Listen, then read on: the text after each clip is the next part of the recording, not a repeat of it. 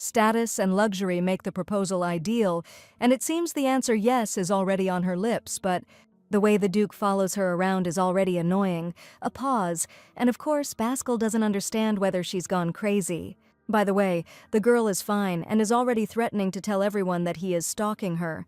And seeing the shock, I realized how far I had gone, but I knew that ruining my life was the only way. It was disgusting, and she wanted to wash it off, but still, it was good for everyone, or so she thought. But he was already approaching, smiling in the way that only main characters can, and she understood that this would not end. Besides, this is a sincere face, voice, and in addition, he is also a duke. Is she his equal? Of course not. But just the thought of that woman, no, Ceres, fanning that romantic spark is too selfish. 5 years. That's how long it took her to remember her past life. Yes, it wasn't a good thing, one person and so many injuries, but it's all over now, or so it seemed. By the way, the scene that follows is not pleasant. Depriving herself of her dream is her chance to stay close. Romance and danger, to put it frankly, she immediately knew where she had ended up and was already beginning to rejoice. Shouldn't everything change, she thinks naively, and even allows herself to hope. But Ceres is still an orphan, and there is nothing special about her. This is her second life. And luckily, being an orphan, she meets that woman and grows up among noisy but kind brothers and sisters. What was life like before? Pain, enough for several lifetimes, but she held on steadfastly and it was exhausting. And already knowing that she would fall that day, she asked death to take her away for a long time, and it worked. But for some reason she ended up alive, and when she opened her eyes, it seemed she had achieved her goal. After all, she was finally free, and the dragons, seeing them, that was all that was needed. And it seemed dangerous, but Sarisa already knew that it was more dangerous among people. By the way, could she have dreamed of more? Of course not, but everything was not so rosy. And yes, people protect themselves from danger, especially when they are dead, but not Sarisa. She turned it into a job. And her body was covered with scars, which is understandable because, frankly speaking, dragons are not obedient creatures.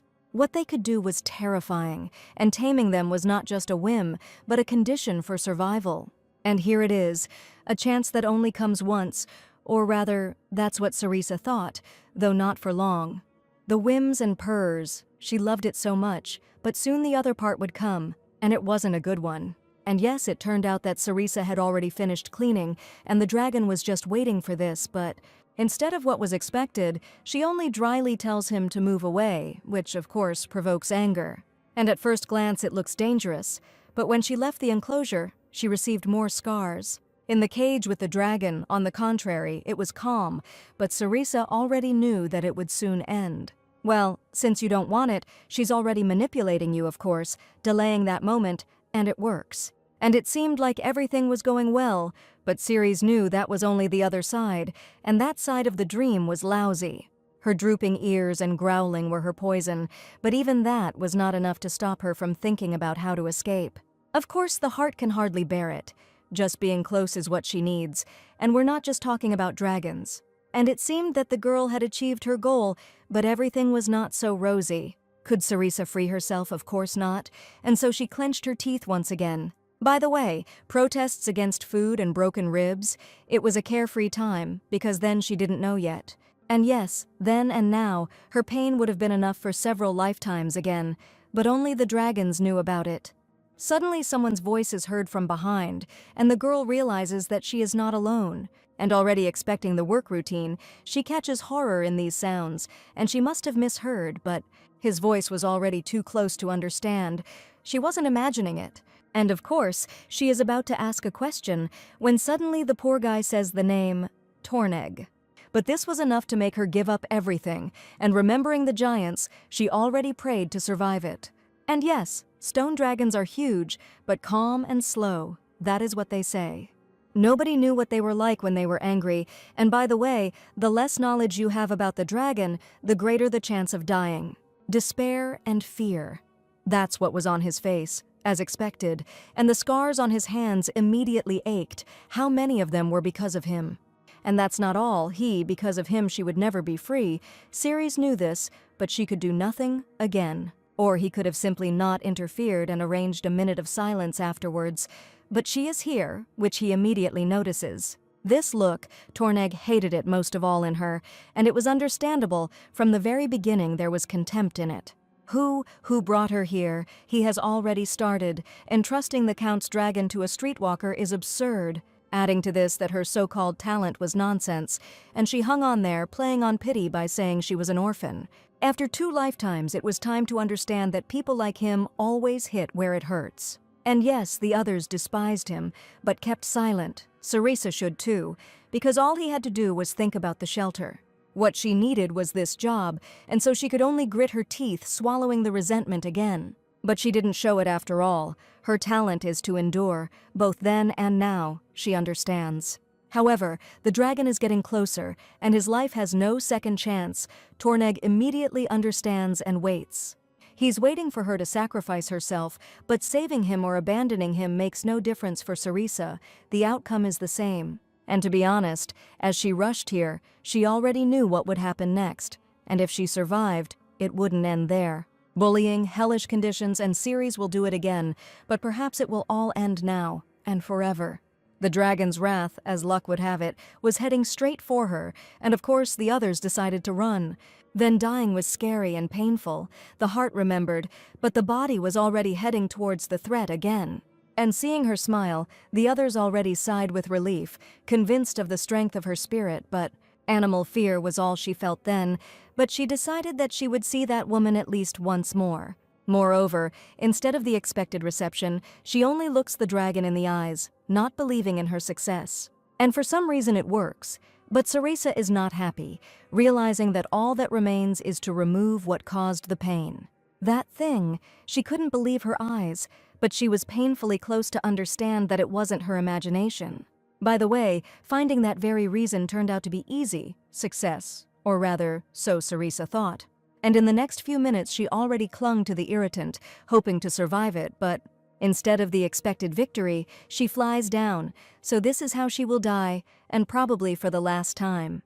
And seeing the fall, everyone rushed towards her, to which she only waved it off, saying that everything was fine, but everything was not good. A sungrass seed, and frankly speaking, only a blind person could miss it. And of course, there was no need to look for the culprit he shone in the center, striking everyone with his stupidity again. Would he be punished? Of course not, and the scoundrel knew it, and so he resorted to his favorite trick. A clueless brat, hunger and cold, that's what awaits Rick, and apparently no one was surprised.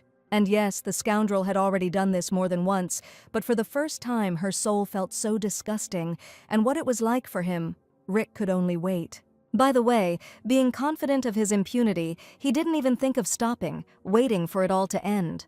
Moreover, everyone turned a blind eye to this, which was expected. Sarisa should have too, but instead she suddenly reveals, "It was you." Naturally, her words hung in the air and showed no signs of falling, and after that, no one dared to speak. But she, on the contrary, could no longer be stopped, and this helped, but for some reason the scoundrel was not taken aback. On the contrary, it seemed like this was all he was waiting for, because Sarisa's path was to work his whole life for people like him. And so, to top it off, he venomously spits in her face, "You will regret it soon."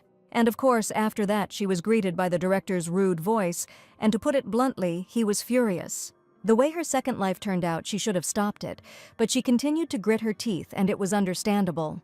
If only to see and care for them, and Ceres got her way, but all was not well. Finally freedom, she thought just recently, but now she stands in the office and can't do anything, again. But it was time to understand that people like Sarisa can only indulge people like Torneg. And to be clear, she is tolerated here because she is good at her job, the old man continued.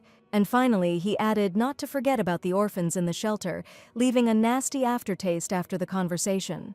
So the leader left, leaving Sarisa humiliated, and she could only swallow this insult. A minor character and such a hard fate. Why, she wondered. Then and now, there is no difference to serve only as a tool that must be her destiny. Moreover, it turns out that even if she avoids death, she will not be happy, she suddenly realizes. Bitterness and resentment, that's what she felt again, but she decided that here and now, happiness still exists. And I was already beginning to come to terms with reality when suddenly I heard him. A voice, a hateful voice that she would prefer never to hear, a pitiful image, that is her entire talent. Adding to this, the poor orphan is specially given obedient dragons. And of course, later she presents this as a personal achievement, but that's not all. And it ended with the fact that Ceres simply seduces clients using her appearance. It was disgusting. I wanted to wash away this filth and start all over again. But the shelter, she recalls, it would have been too selfish to leave. Bun loves Dad. And yes, the Count came up with the conclusion himself, but firmly accepted it as the truth. And being confident in her adoration, he is already aiming for a kiss, but because of the separation, Vesa perceives her owner as a stranger, which does not seem to bother him at all. On the contrary, it's only touching, and it's understandable, because Cerisa, she copes with everything, the Count liked to repeat. But for the first time he adds to this, it's time for her to think about herself. Pause. Feeling confused, she decides to remain silent, but the Count suddenly continues. He can give her everything. By the way, she has enough injuries to last for several lifetimes, but she holds on so resiliently, and it must be exhausting. And on top of that, he endures hellish conditions and abuse, and that's not all. To deliberately subject oneself to imprisonment must be a compelling reason, the Count understands. And just as she is about to name it, suddenly the atmosphere changes, and it's not a good thing. Yes, everyone had only heard rumors, but it seems Duke Albrandt has arrived, and he too. An extremely rare and dangerous species, it always chose only one family, and that's all that is known about this dragon. And therefore, to be honest, working with him is a death sentence. So, the best center of the empire, the Duke asks, of course, anticipating the answer. Ashar is proud of his results, the head says, already knowing that it will be the end for him if the truth comes out. But what luck, instead of checking, the milord suddenly entrusts the care of the dragon. And naturally, the head doesn't even think about refusing. On the contrary, he didn't even hope to. After all, it is an honor to train dragons for the House of Albrandt, to which the Duke dryly adds, "We are talking about him." And yes, I didn't have to think long about who we were talking about. It was unthinkable. The head had already decided, but Agrix is a dragon. He needs a specialist, and of course, the words freeze over the chapter like a sentence. By the way, the funding, of course, did not go towards training specialists, but went into the old man's pocket. Yes, he regretted it, but it was too late. One person, only he can control dragons, but Agrix is something else. Despair and fear, that's what was on his face, and it seemed understandable, but the Duke knew everything. And he waited, but the old fox not only did not give up, but was going to risk the lives of others. Unfortunately, there was only one way to find out how far the chapter would go. It won't be you, director, who will make the decision. And having finished the conversation, they parted, but in the next few minutes, some young man nervously explains that this is a personal order from the boss. And seeing a chance in the chaos, the Count immediately makes an attempt to give vent to his love, again. Skipping training was torture for her, but for Vesa, on the contrary, it was obviously salvation. That's all, she only says, and the Count's face, of course, shows disappointment, but the girl says a couple more words, Duke Albrandt, and it works. Besides, the Count already knew that if Cerisa said so, then there was no other way. And on top of that, she had a trump card. The girl whispers something in his ear, and it works. "Promise me some treats that will drive Vesa crazy," he says, tempted and already waving his hand. But as soon as the Count disappeared from sight, her voice immediately trembled with excitement, which is understandable.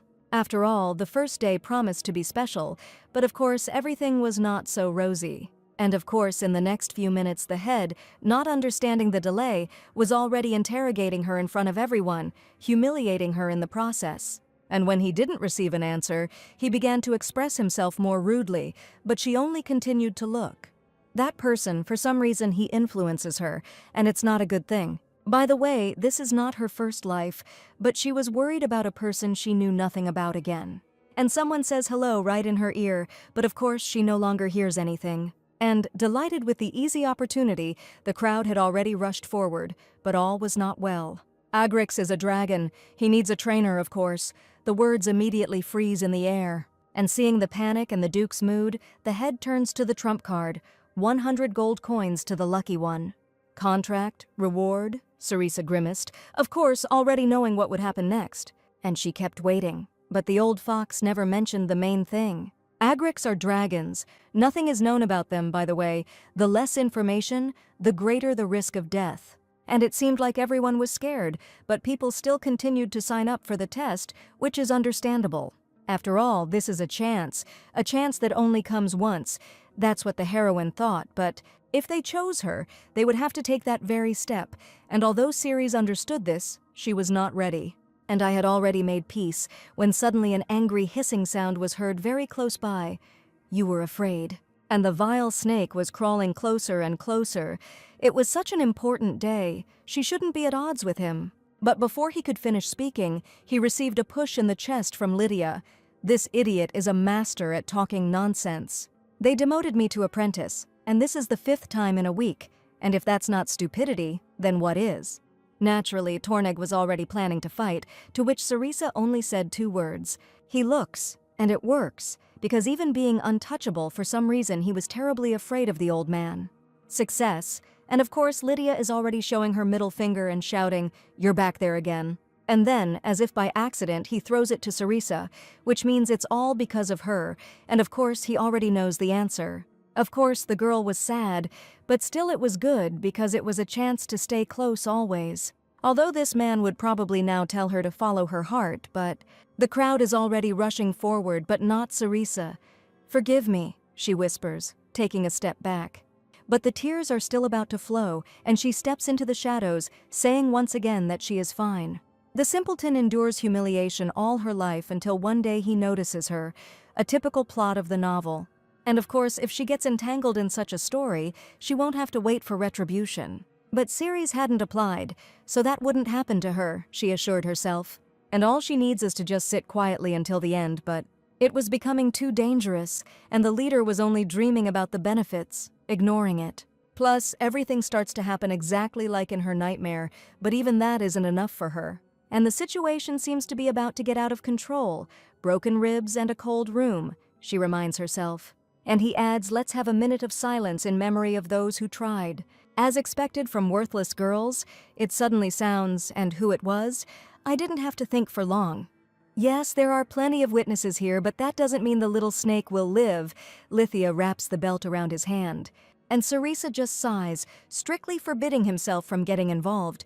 May he rest in peace. And indeed, the girl realized immediately that the dragon did not want to scare her at all for the first time. He wanted to kill. But it turned out that the idiot did not understand at all that these minutes were his last. She had already started to say how he was putting everyone in danger, but she immediately stopped. No, Sarisa. And yes, the claws of the Agrics, they will immediately tear his flesh. There is no way to save Torneg. By the way, the Agrics is the most dangerous creature in this world, and then she realized this for real, but her body itself was already heading towards death. But what was wrong with her? Fear, pain, and cold.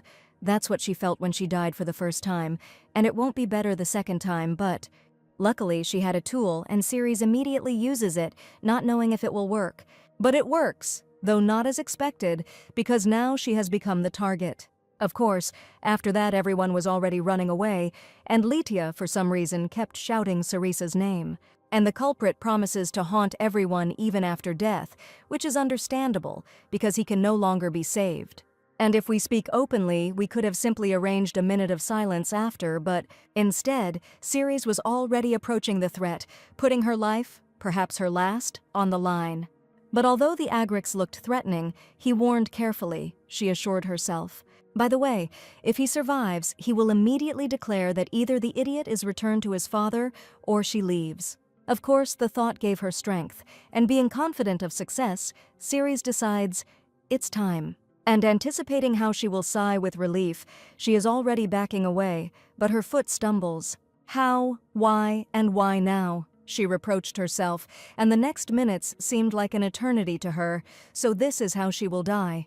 Seeing his face before death, everything is not so bad, Sarisa decides.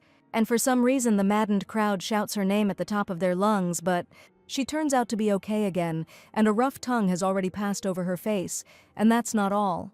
"She needs help!" the Duke shouts, but turning around, he sees the threat playfully wagging its tail.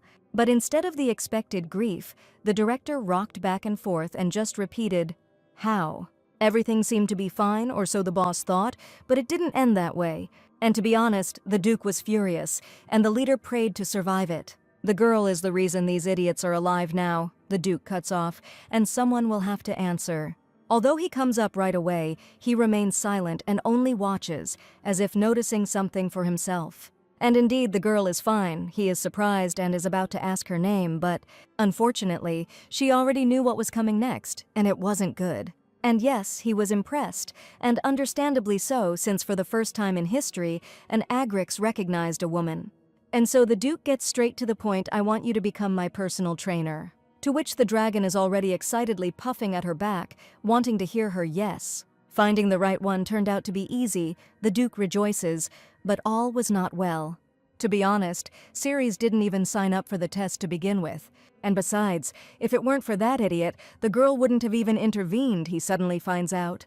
What is her path, that woman, to allow her to live without fear, so Cerisa decided long ago. But only now did she realize that she would never be able to get out of here. And seeing how dreamily he talks about the dragon, she only became upset. And instead of the expected agreement, he only says callously, I told you, no. But Cerisa was close enough to have time to examine her. The Duke was not imagining things. And yes, the honor of being associated with the House of Albrandt is something no one would refuse. And in addition, the rarity of Agrix dragons, a man so devoted to the cause could not disagree. But, although the Duke's dragon recognized the girl, her skills are another matter. And is she really that good, training dragons exclusively for ruined foreigners? Entrusting her with a rare dragon is absurd, and by the way, Cerisa will never leave Ashar. As expected, everything went smoothly, the boss thinks, of course, keeping silent about the true motives. The impudent woman who hurt her son's pride should not rise higher, that's all the Count kept repeating. And of course, the director did everything for the Count, or more precisely, for his money. Success, thought the head, already hearing the ringing of the Count's coins in his pocket, but instead of backtracking, the Duke dryly says, the boss will take care of this personally. He's shocked and doesn't even have time to open his mouth. That's why, the Duke suddenly says, closing her personal file.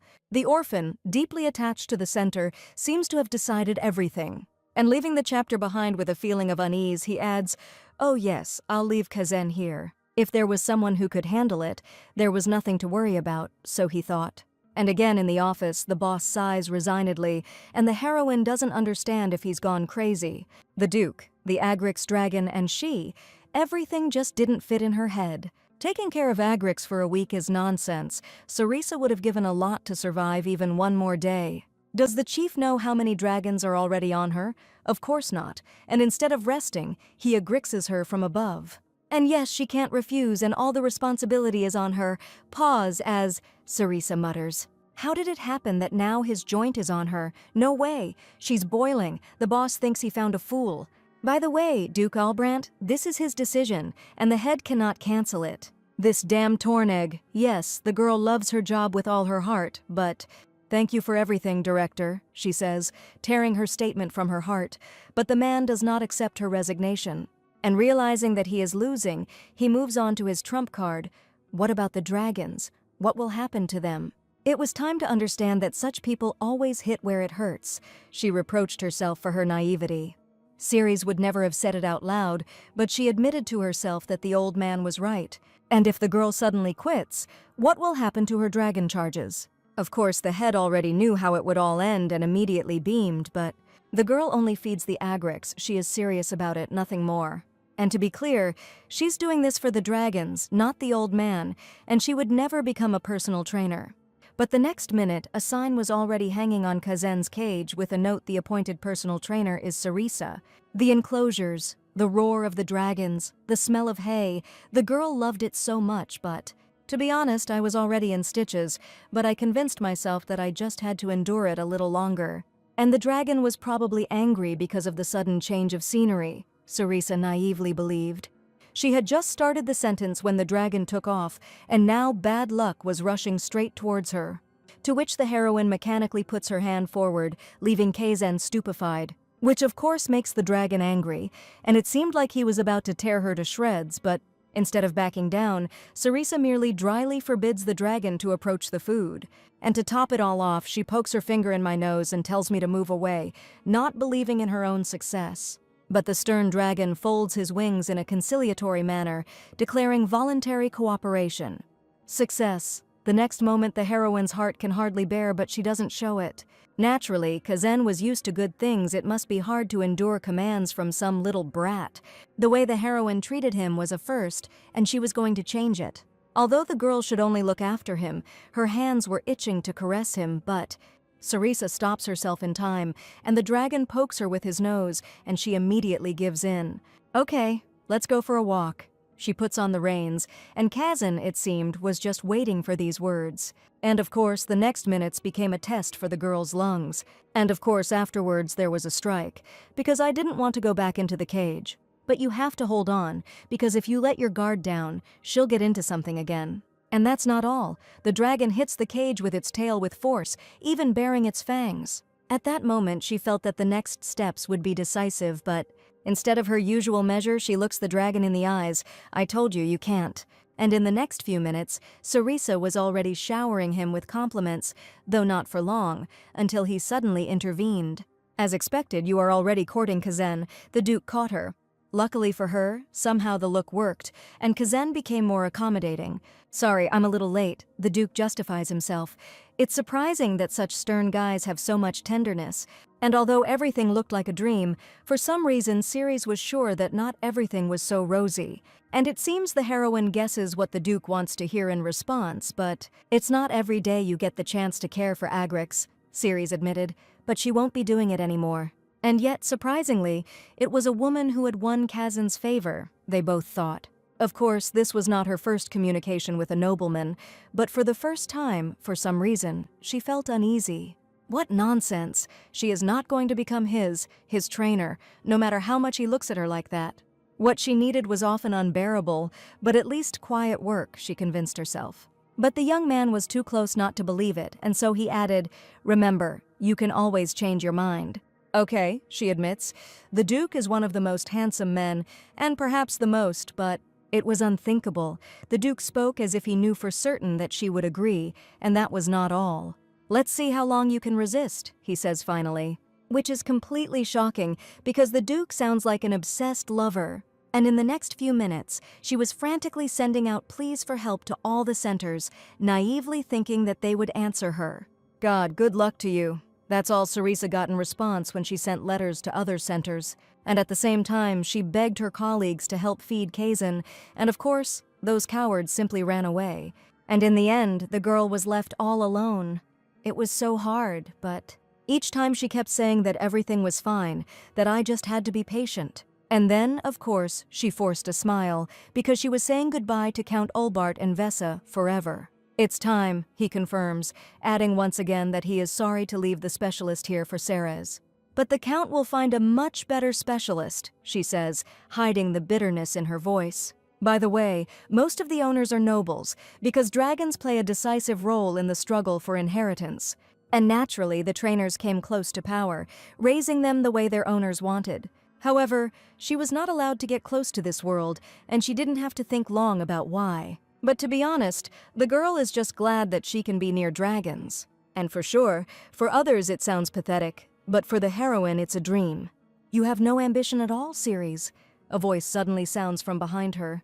The way the girl is treated at the center, she needs to stop it. But she loved dragons so much that she gritted her teeth for the license. If only I could just see and take care of them, and by the way, I achieved my goal. After all, coming to Ashar every day, she saw beautiful dragons just as she wanted. Could Ceres possibly want anything more? Of course not. In the end, she will never be able to leave this city, and she can only endure. Suddenly, someone's hot breath burns her neck, and Ceres realizes that she is not alone.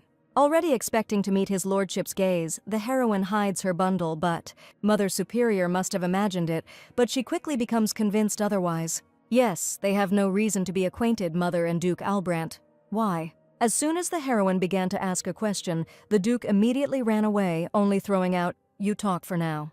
And the calloused palms, which know only work, are already attracting the girl to themselves. However, they hadn't seen each other for so long that Ceres could barely hold back her tears. Hot tea, conversations with her mother. Sarisa loved it so much, but everything was not so joyful. She understood that since the abbess had come all this way, something had obviously happened. Sarisa had chosen them to stay close, but every time such conversations were torment for her. Eviction, hunger, if only everything would be okay with her mother and children. She prayed silently. But instead the abbess only says, "Dragon Agrix type, what is he like?" "It's very dark red," the girl says awkwardly, not understanding why she's being asked. But he couldn't help but add, "It's not for nothing that they call him a living volcano, because his scales are like hot coals." Yes, it wasn't the first time that Sarisa had talked about dragons, but for the first time she couldn't stop. Of course, Kazan is one of the most beautiful dragons, and perhaps the most. And the abbess just listened, as if noting something for herself. And then Ceres felt that the next words would become important, but instead of the expected answer, "I heard I want you to leave with Duke Albrandt. They say that a certain outstanding girl was able to tame a rare dragon single-handedly. My lord must have thought highly of her, because after that incident he immediately visited the shelter. And that's not all. Having made a large donation, he even brought a priest with him. It is unthinkable, but the priest provided assistance to all the children in need of treatment. And mother, she too," Sarisa began to sound alarmed. "But of course the priest examined her too. That's how she was able to get to Ashar," the abbess explained. "Okay," she admits. "The Duke didn't just extend a helping hand, he set her free. What Ceres needed was to see them healthy and happy, but..." Tears still flowed down her cheeks, and she automatically hid them behind a smile, once again asking not to miss her chance, because Sarisa worked without sparing herself until her hands became like this. To put it bluntly, the woman always felt guilty towards her. After all, it always seemed to her that Sarisa could not fly higher because of them. Already knowing what would happen next, the Duke calmly awaited his meeting with her. But there was one thing. He didn't tell the girl about his true goals. "We had a good talk," asks the young man, and of course he already knows the answer. Of course Ceres understood this too, which made her even more worried, but it seems the heroine guesses what he expects to hear in exchange. In general, my lord remembers his offer, so generous with the contract. She clumsily gets to the point. To which he just shrugs, and to be honest, Ceres deserved it, but rumor has it that Agrix has taken a liking to a girl, and what a coincidence, she is also crazy about him. And Sarisa won't accuse him of stalking, the Duke grins. The way the girl had treated him, causing that scene in the office, she felt a pang of shame. Don't be naive, this is not caring, but an investment in a valuable asset. He explains his actions, and with a smile on his face he adds, "We'll discuss the details again." And it seemed like everything was going well, here was her chance, but something continued to bother her. And when the girl saw the tears of the younger children, she realized how far she had gone. Ceres just kept repeating that she would return, not knowing if that was true. Of course, the alliance had already been concluded, and after that time flew by unnoticed. The abbess hugged her warmly and whispered that she would always be rooting for her. The heroine, of course, was sad to say goodbye, but still, it's good. The brunette was always the favorite. It's understandable, but she leaves without even saying goodbye. Suddenly, she's heard behind her. And in the end, Ceres appeared at the shelter as unexpectedly as she left it. By the way, they came with news that could be considered a parting gift. Her employer, because of him, the idiot Torneg, was finally fired from the center. And naturally, when Ceres is on vacation, they will drink well to this. Life here had come to an end, and her loved ones were already screaming at the top of their lungs to show her what she was capable of. Was she ready? The girl was literally sparkling with anticipation, and he was about to howl with impatience. But out loud she only says reservedly that she is late, which is understandable. Why did Ceres say goodbye as if she was leaving forever, he asks, and there are no arguments in response. It wasn't the first time she had to follow her employer, but for the first time there was something that worried her. The main goal is to help Kazan fit in with the rest of the dragon flock, or so Sarisa was told. This means that there were no problems between His Excellency and his dragon. Postscript, but the specialist may deem other intervention necessary. With an addition at the end, if suddenly the trainer notices something. Everything is as it is written, they assure her, because the trainer himself knows the dragon's condition best. Why does the Duke speak as if he is sure that she will definitely notice something? But since they had agreed to discuss it later, there was nothing to worry about, she convinced herself. In any case, the contract has already been signed, and it's time to prove yourself. Of course, having reached the place, the girl was captivated by its beauty. There was even a lake, an ideal place for raising dragons, she naively believed. I understand that this is your first time leaving the city, but calm down a little. A dry sound is heard behind you. And for sure, for Sarisa this is a dream, but not everything here is so rosy, the head suddenly throws out. However, she probably doesn't care. The rarest dragon has already recognized her. And finally, she adds that Ceres will understand everything herself as soon as she sees it. It must be natural that he is angry. The girl would also feel betrayed. I put so much effort into Ashar, and here the dragon listens to some little girl the headman thinks is a baby at a glance. And they also say in the east where she is going, something terrible recently happened. But still, it was Albrant. The family that came immediately after the emperor, Sarisa could not believe. Continuing with the anticipation, there should be plenty of dragons here and no less trainers. The girl wished she knew what would await her before she signed. It's here, and the director seems to have an idea of what Ceres expected to see. Not a single dragon. The old man knew everything. He knew it from the very beginning. They can't be here now, not with Kazan getting out of control, he explains. That's all. It seems the girl still needs to unpack her things. The next moment, the old man was already far away, and she was cursing him at the top of her voice. Ashar! The heroine stretches out her hand, not understanding whether she has gone crazy. But running away is not an option, and besides, she has already given her word to show what she is capable of. What she needs is to immerse herself in the work she loves. Sounds good?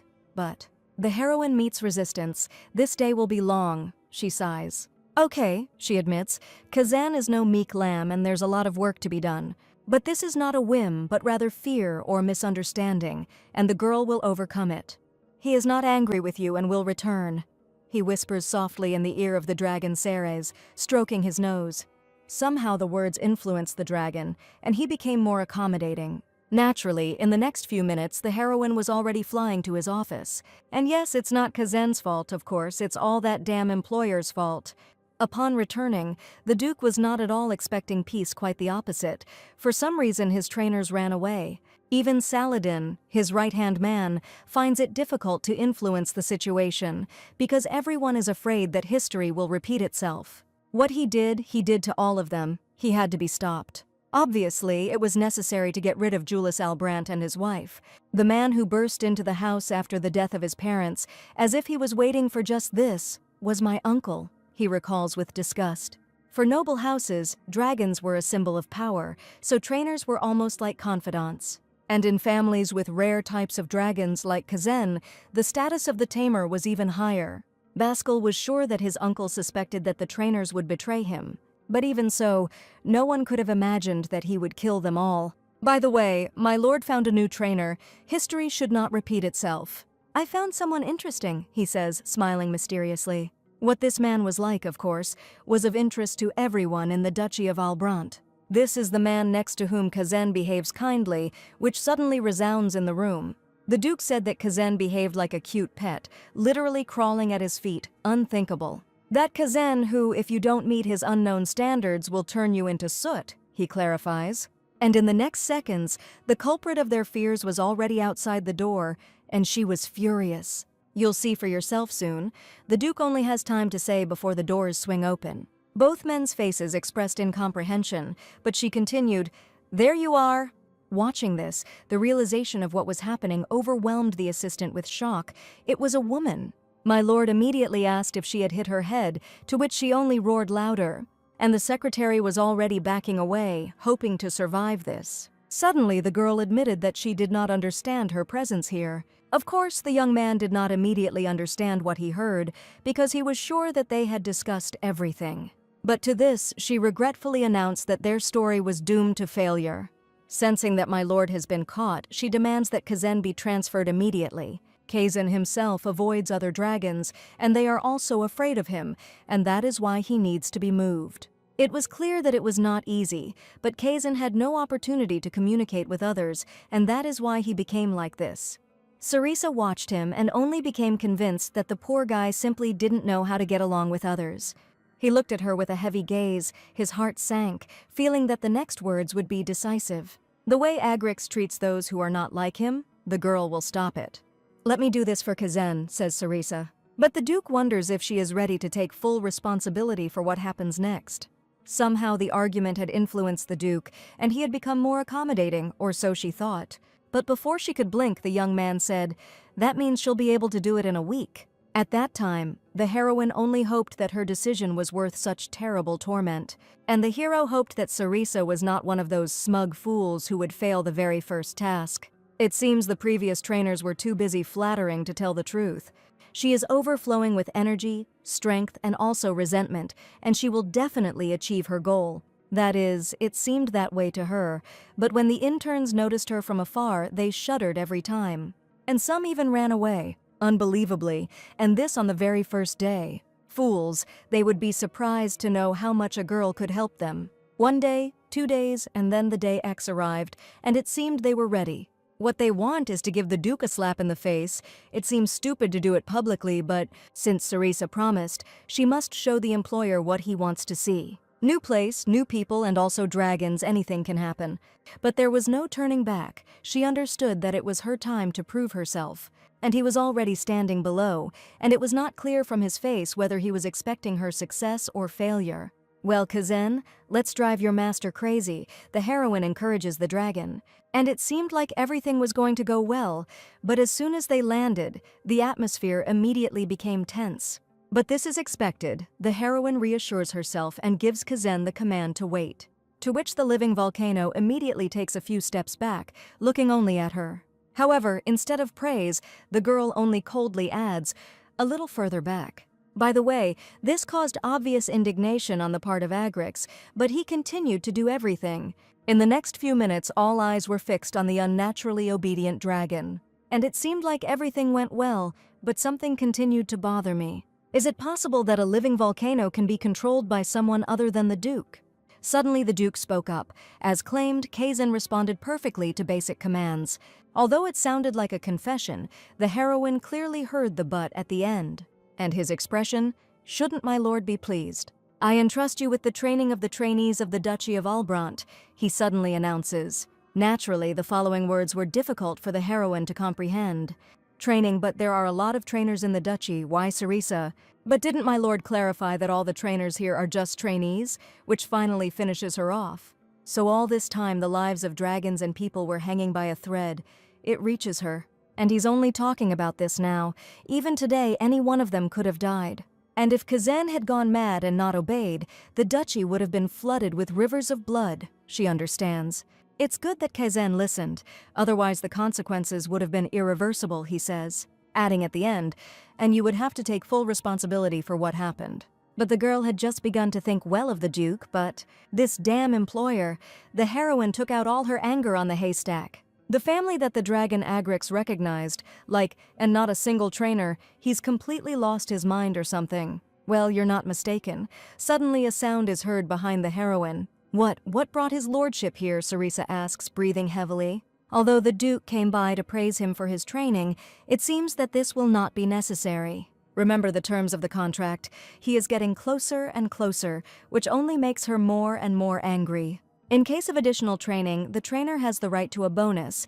Isn't that what was said? Then the training of trainees can be considered preparation for Kazan's training, so there will be less dissatisfaction. This is how he decided to twist everything. The heroine is indignant again, but restrains herself. By the way, the girl was tormented by the question all this time, but he just coldly cut her off. "You will get your bonus." "And Kazan is like a meek lamb, isn't he?" adds the hero, and Sarisa knew it. From the very beginning, the heroine felt this, because everything was not like that. It is obvious that His Excellency is angry that his favorite obeys Ceres, and the girl saw how my lord hesitated, even if he didn't think that she didn't notice. He's definitely angry, she notes, and not wanting to test him, she changes the subject. What about the secret techniques passed down by personal trainers? After all, in a house like Albrant, they should be there, she continued. Here he stops abruptly. How well the girl knows the history of the Albrant house. Sarisa must have heard the terrible rumors circulating among the nobility. But she trained dragons for foreigners, so she is not aware of the affairs of the nobility. Before the dragon came to Baskel, his house had been without him for 100 years, and strictly speaking, his heirs were not true successors. And when there is no heir, of course, everyone starts fighting for such a tasty morsel. But one of them was especially greedy and decided that if he didn't get it, no one else would. What do you think he did with the dragons and their trainers, the hero says. Surely the girl just heard something she shouldn't have. In that case, it will take time. She changes the topic quickly. The interns are more experienced than her, so this will help. But my lord did not answer, but only continued to observe, as if noticing something for himself.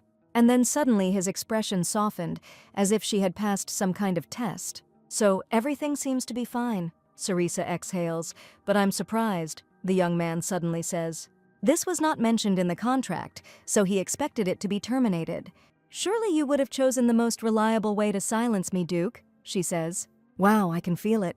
The heroine breaks out in a cold sweat. After all, this poisonous atmosphere, as if they didn't like Ceres, was already familiar to her. By order of the Duke, she would now be training all the duchy's trainees, which only caused more resentment.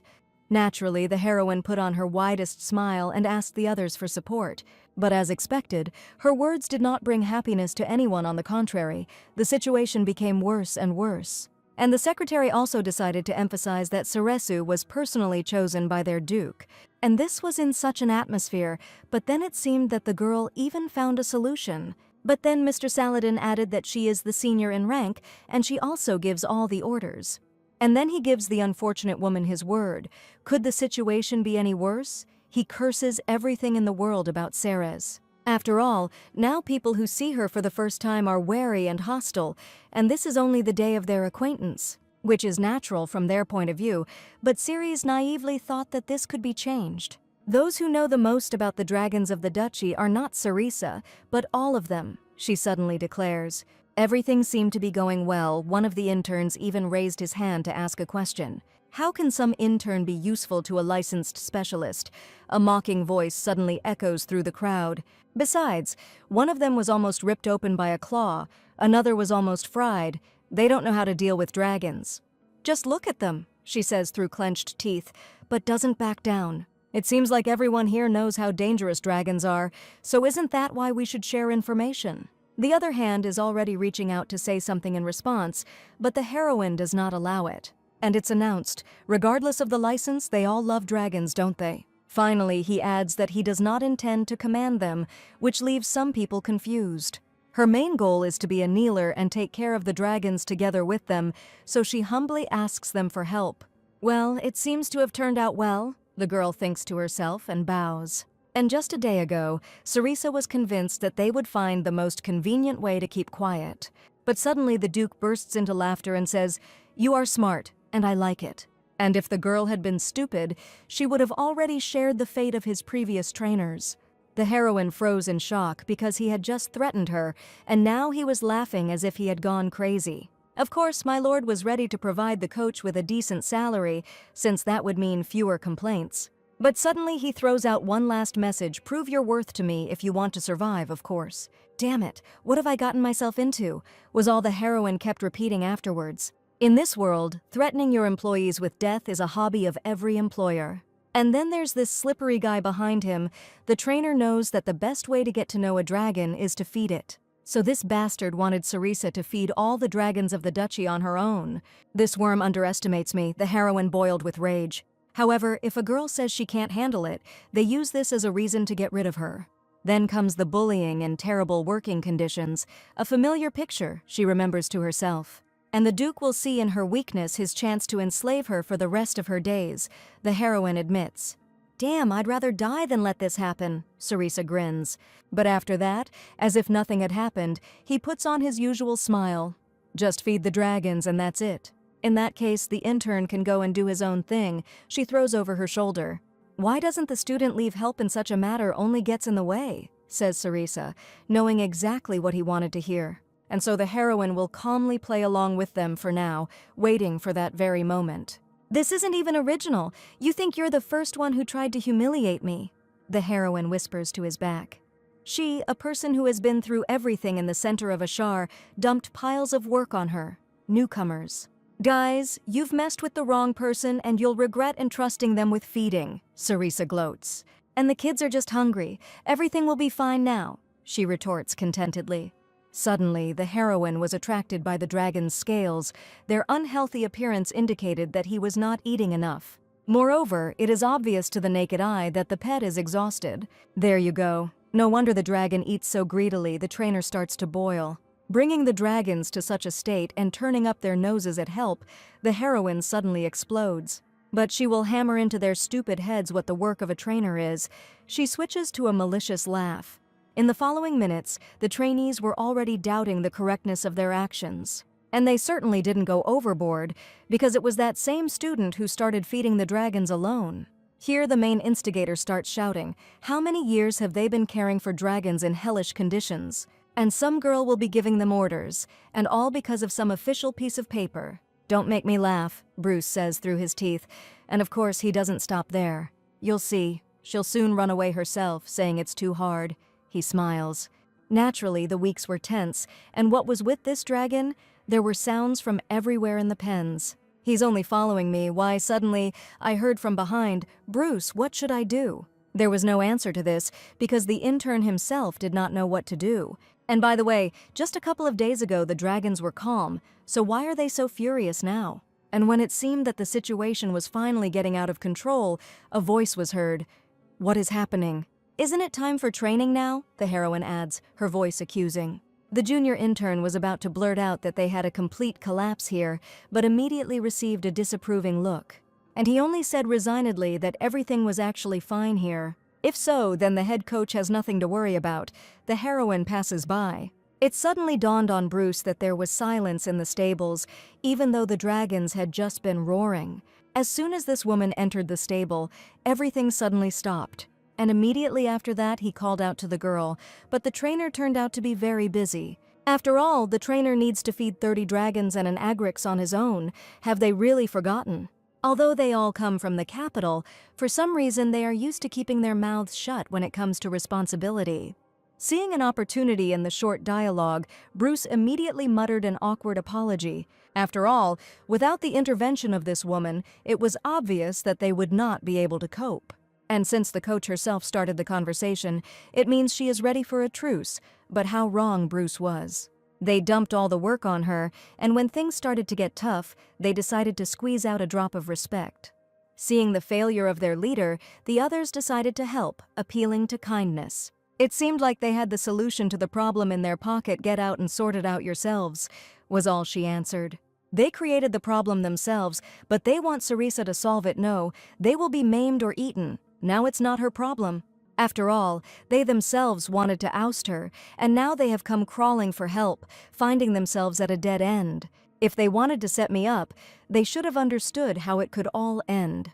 The smug cretins didn't know one thing: a student should only be given half of his daily food.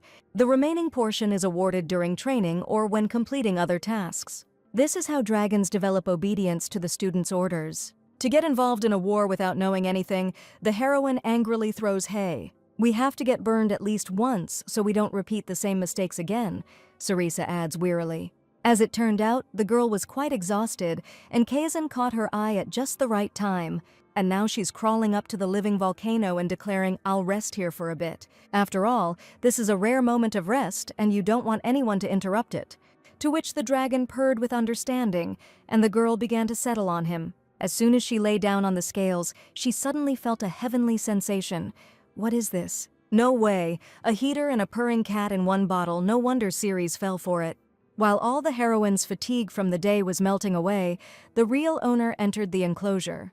To which the pet, as usual, greeted him with a wagging tail but made no sounds. Kazan seemed to want to say something, but instead he raised his right wing. "Coach Ceres," he says questioningly, and then switches to a whisper. "And why is she here?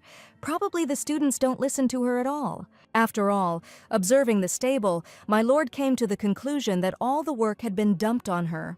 And it seems that all this time the girl was single-handedly caring for 30 dragons. But why didn't anyone report this before? The Duke said indignantly. In Saladin's view, the point is that Ceres considers this an internal conflict. And so she tries to solve it herself, the secretary adds, and here is the result. The coach is exhausted, but even so, she ignores her authority, although she could have dealt with it long ago. Since Sarisa decided to handle the interns herself, the Duke will wait a little longer, he agrees. Although this is not easy for him, Baskel will still observe, but only for a little while. After all, if Kazen's personal trainer collapses from fatigue, it will be a problem for my lord as well. And when the heroine was so enjoying the embrace of sleep, she was suddenly torn apart by a piercing scream. And her sudden awakening caused Kazen to feel uneasy, which she certainly did not want. And naturally, she immediately apologized to the baby who so carefully guarded her sleep. Coach Ceres is hurt again. The girl's ears can barely bear such a low sound. Why are these idiots calling her like they lost someone else's child? She explodes. Trembling lips, tears, snot flowing down to the lips. All this is already too familiar. First, you need to calm down and stop emitting decibels, explains Ceres. But it explodes. All the dragon mounts escaped from the stable as soon as they opened the pens. It seemed like these idiots had enough problems already, but they found a new one, seriously. So what happened is what Sarisa was talking about from the very beginning. Well, yes, he answers, swallowing nervously. And now, having created complete chaos, they ask Ceres to sort it all out. Well, basically, the leader led the entire flock of dragons, racers. The intern continued to explain, stuttering. It seemed that the heroine was about to explode, but she only sighed and continued listening to him. To be honest, Ceres could just tell them all to go to hell, but she won't do that. She'll give them a chance. By the way, these are racehorses, and if you don't take control of the situation right now, everything could turn out tragic. By the way, Kazen's enclosure is now wide open, the heroine recalls in horror, and he's already running towards the exit, shouting one last time to the intern to go to the horse paddocks and wait there. The student offered to help her, but the girl refused and announced that she would soon return with the entire herd. Racehorses that resemble horses in appearance, but with a flexible, whip-like tail and horns. So if Sarisa were a dragon mount, where would she go? In Agrix, Sarisa saw the solution and knew it would work, and here they are, she finally announces. Given horses' instincts, an open field is the most obvious place they would go. Suddenly, one stood out from the huge herd. It was obviously the leader of the horses. He's so pleased he even stuck his tongue out. The heroine smiles, which makes Kazen puff with displeasure. It's time for the magic instruments. Suddenly a signal is heard in the air. It seemed that the horses, who had been so involved in their walk until then, immediately reacted to the familiar sound. So the guys had a good time. Ceres comes down from the dragon. And if that's the case, then it's time for them all to go home, the coach announces, earning a disgruntled growl. It looks like the jumpers have no intention of doing this at all, which was predictable. And if she had come here alone, she would have already panicked. But Kazen is with her. Well, let's go back. To be honest, no one believed that everything would be returned back to the pens.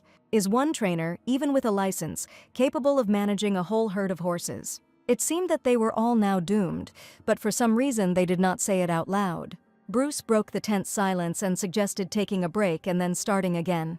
And what if the Duke demands compensation for the lost dragons? Because no one has a plan for this. So the best solution is to shut up and keep looking, Bruce snaps. The dragons are steeds. They are returning, he says with the last of his strength. And the heroine was already directing the leader of the herd to the pens, relying on Kazen, who did not allow anyone to retreat back. Open the gates of the training scream quickly, she shouts furiously and almost adds, "Idiots!" Not believing their eyes, the trainees could only watch the returning fugitives. Although the situation was resolved quite easily, if not for the dragon Agrix, the consequences could have been irreparable. By the way, it's high time to teach these guys a lesson, she decides, and her face immediately changes. How could a professional allow one dragon to escape, let alone an entire herd? But no one dared to voice the answer, nor to turn in the person who allowed this whole situation to happen. So, having put the lives of dragons and people, as well as the honor of the duchy, at risk, they still have nothing to say. Each of the culprits understood that they couldn't waste time any longer, so Bruce stepped forward. Amid the terrified cries of the crowd, he continued to approach his sentence. And then, suddenly, even for himself, he sat down on his knees in front of the heroine. They sincerely regret everything. This means the kids recognize that their boss has experience and knowledge that would be useful to them too. That's what it seemed like to everyone, but the girl's voice suddenly softened and she said, "It's time to forget about everything. And she added, "And we can finally all work together," Bruce, not believing his ears, opened his eyes wide. "Doesn't the trainer really kick them out?" The trainee kept repeating, looking at her. To which the heroine only sighed wearily, but didn't she say that she needed them all? Throughout this time, Ceres never once tried to belittle their skills, she continues. Moreover, she agrees that a piece of paper with a license does not always indicate a person's talent, which finally puts Bruce in a dead end, and finally an alliance between the trainers was formed. "Thank you very much, Coach Ceres," he continued to repeat endlessly, squeezing her hand. Now they are on the same side with her, that's why they couldn't start with this right away. It seemed like everything was ending so well for them all, when suddenly a steely voice was heard. What the hell? Oops, it seems like everyone forgot about the main boss in the heat of the moment. Although the girl was not at fault, she came forward and announced a small incident that was resolved. But her words only caused more anger, which did not escape the notice of the trainers, and yet it was the end for them all. A strike, a mass escape, a threat to life, and Cereza calls it a minor incident. A licensed trainer gives such an assessment of the situation seriously, the milord continued to repeat. And he was right, Cereza admitted to herself, but she still had to defend these people now. By the way, everyone returned safe and sound, and the leader turned out to be especially capable and brought back several wild animals. Isn't this a reason to turn a blind eye to what happened? The coach continues to retort. And he adds unwaveringly in the end, everything was resolved, and the head coach here is Ceres, which leaves the others stupefied. What will happen if they are all fired? Even if the Lord feeds them all himself, he won't be able to train them. Finally, it will be difficult to replace people who already know the nuances of dragons, unless his lordship is ready for this. To which the hero only continues to silently look at her, as if noticing something for himself. And then he gives in. Since the trainer managed to handle the situation, there will be no severe punishment for the trainees. But if the students do not prove their usefulness within a year, they will be fired, the Duke concludes. Although it seemed like everyone got off easy, the worries only increased. Naturally, everyone understood that, in reality, with Albrandt's wealth, it would be easy to find a replacement. And if it weren't for the intervention of Coach Cereza, they would have been kicked out that very minute. It seemed that the difficult day should have ended there. But alas, intending to restore his nerves, Baskel entered the enclosure. Why was she sleeping here again? To which the Duke's favorite explodes with happiness, obviously because he adores Kazen, the dragon announces to him. And my lord answers him, rolling his eyes and already pulling the girl out. This is unlikely, but there must definitely be a reason. And there's no need to growl here, the young man continues. Maybe it's convenient for Kazen himself, but it's not for her. The kid doesn't want the coach to get sick and not come to him, he adds with a smile. To the dragon's great misfortune, his master was right, and Kazen could not help but admit it. Having said one last thing that Kazen was the best boy, the hero carried Cereza to the castle, asking himself a bunch of questions. After all, they say that when a person is pushed against the wall, his true nature awakens. Until now, there has not been a single trainer whom Baskel could trust without consequences. Having reached the end of the corridor, my lord ordered the servants to prepare the restroom and to address the only specialist accordingly. And returning to his own thoughts, he admitted that she not only returned his dragons and brought the wild ones. She was recognized by Kazen, and therefore Cereza is a rare and very valuable find. And how could someone like her remain in the shadows all this time, he wondered. To which the heroine only snored sweetly, pressing herself ever closer to him, and the Duke did not object. But then suddenly Baskel caught himself not taking his eyes off her. It was probably her talent that made a strong impression. The next hours became blissful for the girl, and therefore flew by like one moment. Jumping up in an unfamiliar room, the heroine suddenly asks a question, "Where am I and what is my name?" And then she switches to laughter, satisfied with her prank, because that's what she always wanted to say when she woke up in an unfamiliar place.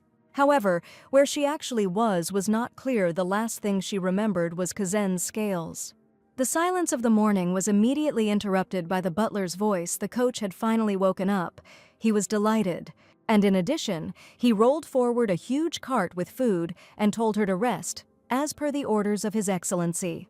Then it finally dawned on the heroine that whoever dressed her in a nightgown was the one who jumped up in horror. But fortunately, the maids changed her clothes, and the priest checked her health since the trainer slept all day.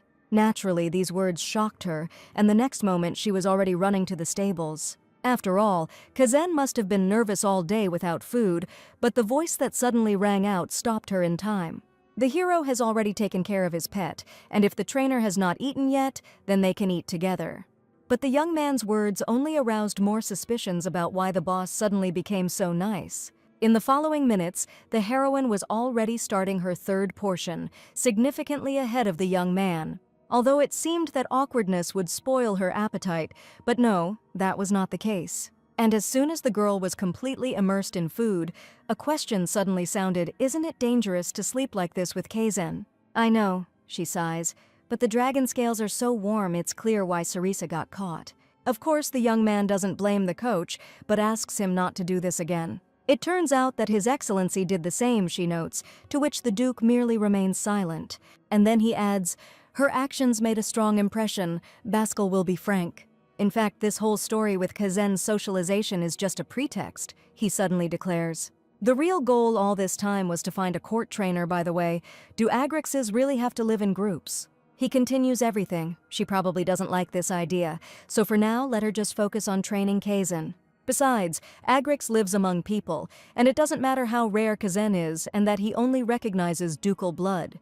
He suddenly falls silent and adds with coldness in his voice, "After all, if Kazen starts hurting people, there will be only one solution.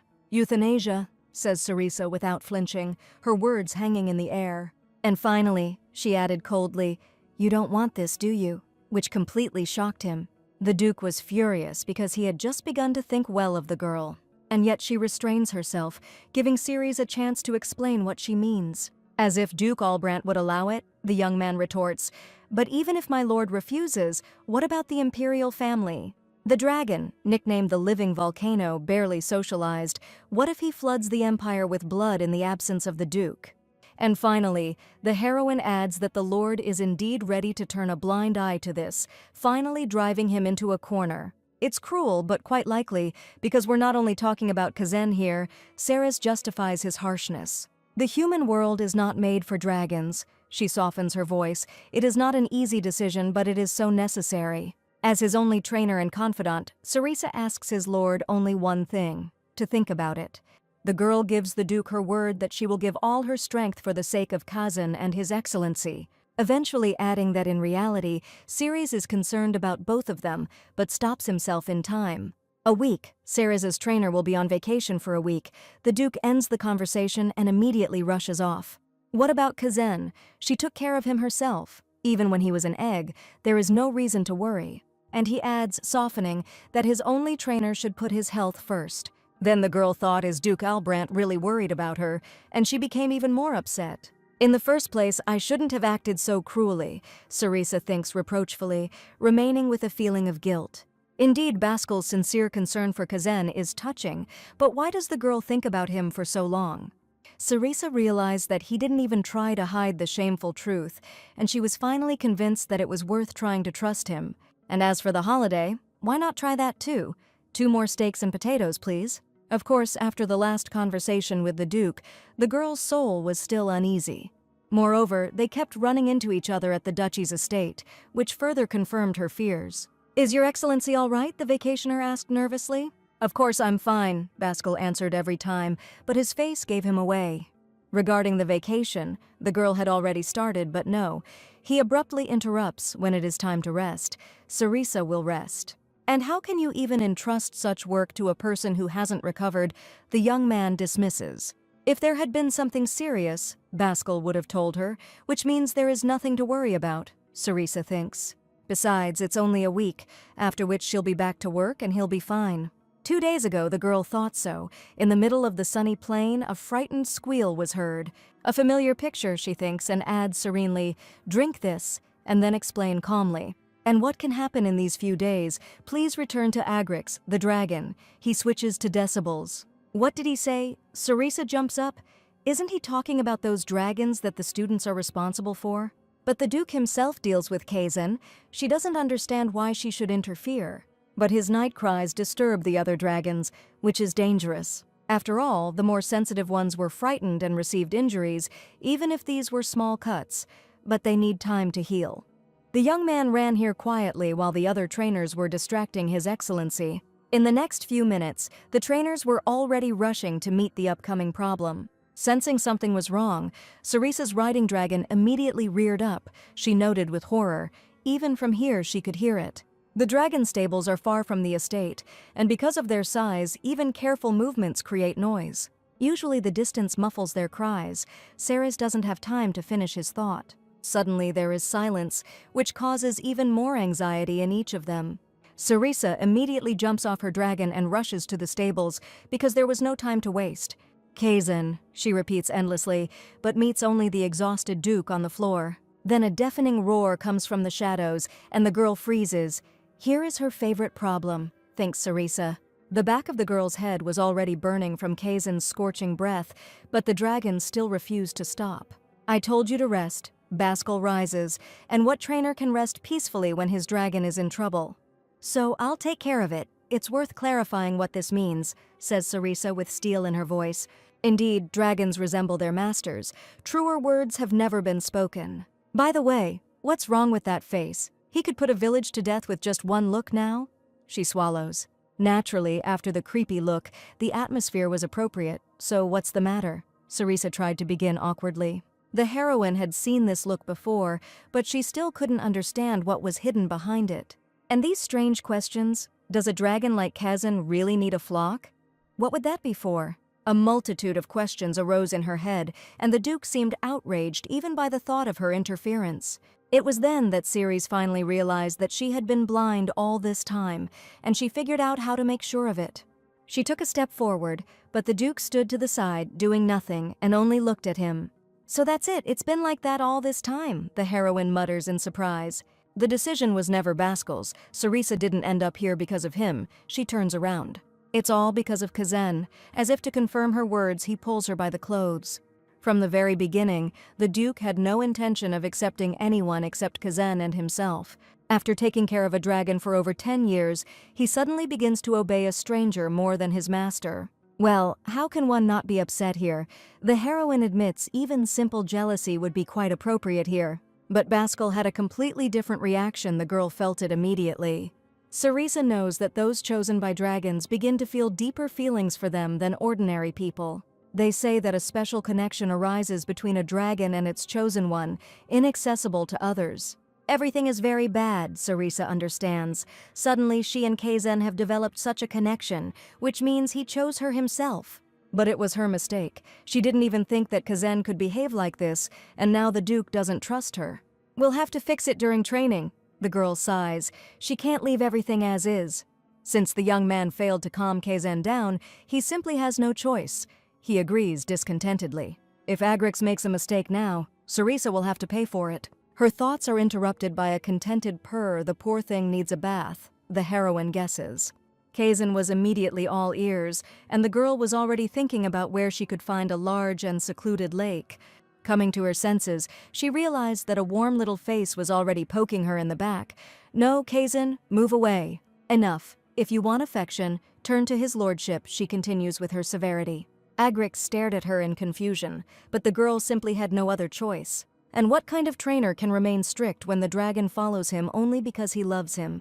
The heroine's heart somehow manages to withstand this moment, but Cerisa doesn't show it. Besides this sweet face, devoted eyes, to be honest, anyone would fall for it. But, the girl grits her teeth. She must resist Kazan's charisma. These two need this, she gives in, leaving Kazan alone with his disappointment. He said once again at the end that they would both be fine, because now Cerisa was their personal trainer. Previously, their connection was unbreakable, but now Baskel can only watch with longing as Kazan glistens at the feet of another. There was no one nearby when suddenly a terrible crack was heard among the trees.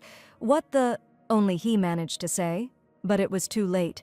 The dragon was already racing, cutting through the air, and according to the laws of physics, it was heading down towards the Duke. The young man did not expect to meet the culprit of his experiences so soon. Indeed, the young man was happy, but is it possible to re-educate a dragon in one day? Wasn't it Kazan who cried for days, calling for Ceresu, and didn't even want to listen to Baskel? Just as the Duke began to doubt, the dragon's gaze penetrated straight into his soul.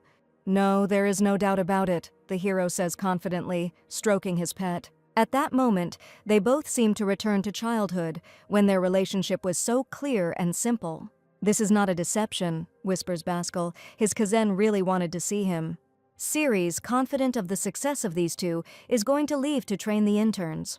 Just as the girl was about to leave, his voice was heard from behind. "Forgive me." For the first time in a long time, the Duke's face showed something vulnerable at these words, so no one dared to speak. "It's just that Kazan had never cried for anyone else before," he explained what he meant. Sarisa is Kazan's personal trainer, after all. She pulls herself together, but without taking her eyes off Bascal. Judging by the reaction, everything seems to be going well. Yes. The heroine breaks into a sly smile. So the girl left, leaving the couple alone, and they could only enjoy it. "Our personal trainer means," the hero says in a low voice, scratching his pet. In the stable, the heroine was greeted by joyful voices. One could say that they were completely delighted. "Coach Sarisa." That's all the students said, so the girl didn't bother them. Noticing my straightened posture and nervous appearance, she wondered if I really looked that terrifying. Even if it's a day early, Sarisa plans to start training, but first she'll check on the dragons. By the way, all the dragons walk after the crown herd, except one. It belongs to Sir Saladin. And that is why Lord Saladin himself walks with him, the student reports. It has always been like that. After all, everyone knows that His Excellency specially obtained this dragon for his right hand. By the way, this dragon is a representative of a rare species of parterre pursuers, he adds. "It seems that my lord truly values Sir Saladin, since he gave him such a rare beast," agrees Sarisa. "They are childhood friends," he whispers, looking back. They both had a difficult fate. Although the girl glanced at the enclosure for only a few seconds, she immediately felt uneasy. Noticing the trainer's concern, the student immediately asked if everything was okay, but she continued to approach the bars. "This dragon," she said, reaching out her hand to the future problem. To which the unfamiliar dragon let out a terrifying roar, causing Sarisa to lose her balance and fall. The students immediately ran up to her with concern, but the heroine simply waved them off, saying that everything was fine. But with this arrangement, the one responsible for caring for the dragon, Mazalid, will not be able to boast the same. An unfamiliar young man immediately intervened in the conversation, so it was him. Sarisa was addressing him. "Didn't the student notice anything strange in his charge's behavior?" she says doubtfully. And the young man immediately replied, "Zerona has always been very sensitive, but what's strange about that?" Since Mazalid was more receptive than other dragons from the very beginning, the student convinces the girl. "It has always been like this," only Sarisa says naturally, "because this dragon has already changed its owner once." The atmosphere around immediately became tense. This happened when a struggle for succession to the title was underway in the duchy. Of course, Dill doesn't know all the details, but it seems that's why he was able to stay alive. All that is known is that in that massacre, the owner of the Mazalid and his trainer were killed. So when a stranger appears and declares himself the new master, it is natural for the Mazalid to become enraged. After all, then the dragon immediately understands that his old master will never return. But if it's a bad idea, the students want to find a way to deal with it, they desperately say. "Well, her influence has clearly been beneficial to them, yes," notes Sarisa, but the question remains, who is the owner of Zerona now? Apparently, this refers to Lady Duria, the only alchemist in the ducal house of Albrant. The Duke didn't know what to answer. It hardly seemed like a good idea, but he would try. But Sarisa turned to the young man again, feeling that these words would be decisive. "I can say it frankly," she says, mentally preparing herself for any outcome.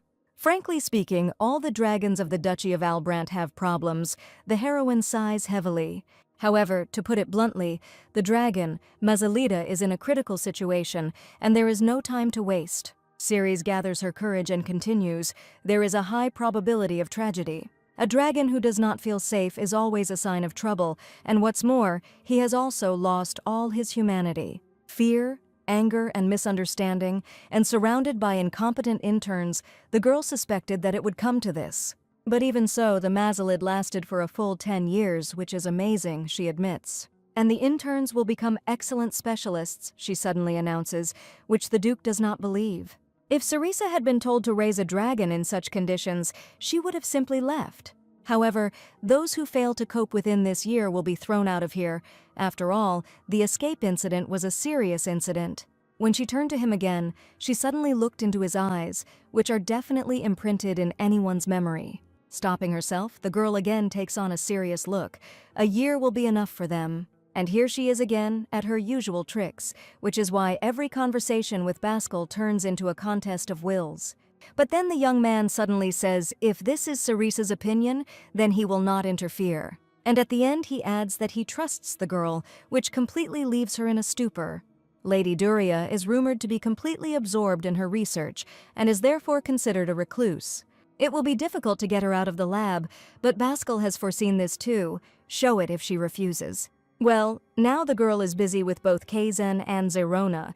It's strange that the Duke agreed to this so easily. Well, in any case, it will be a relief for everyone, she decides, and is already getting ready to meet the new owner of the Mazalid.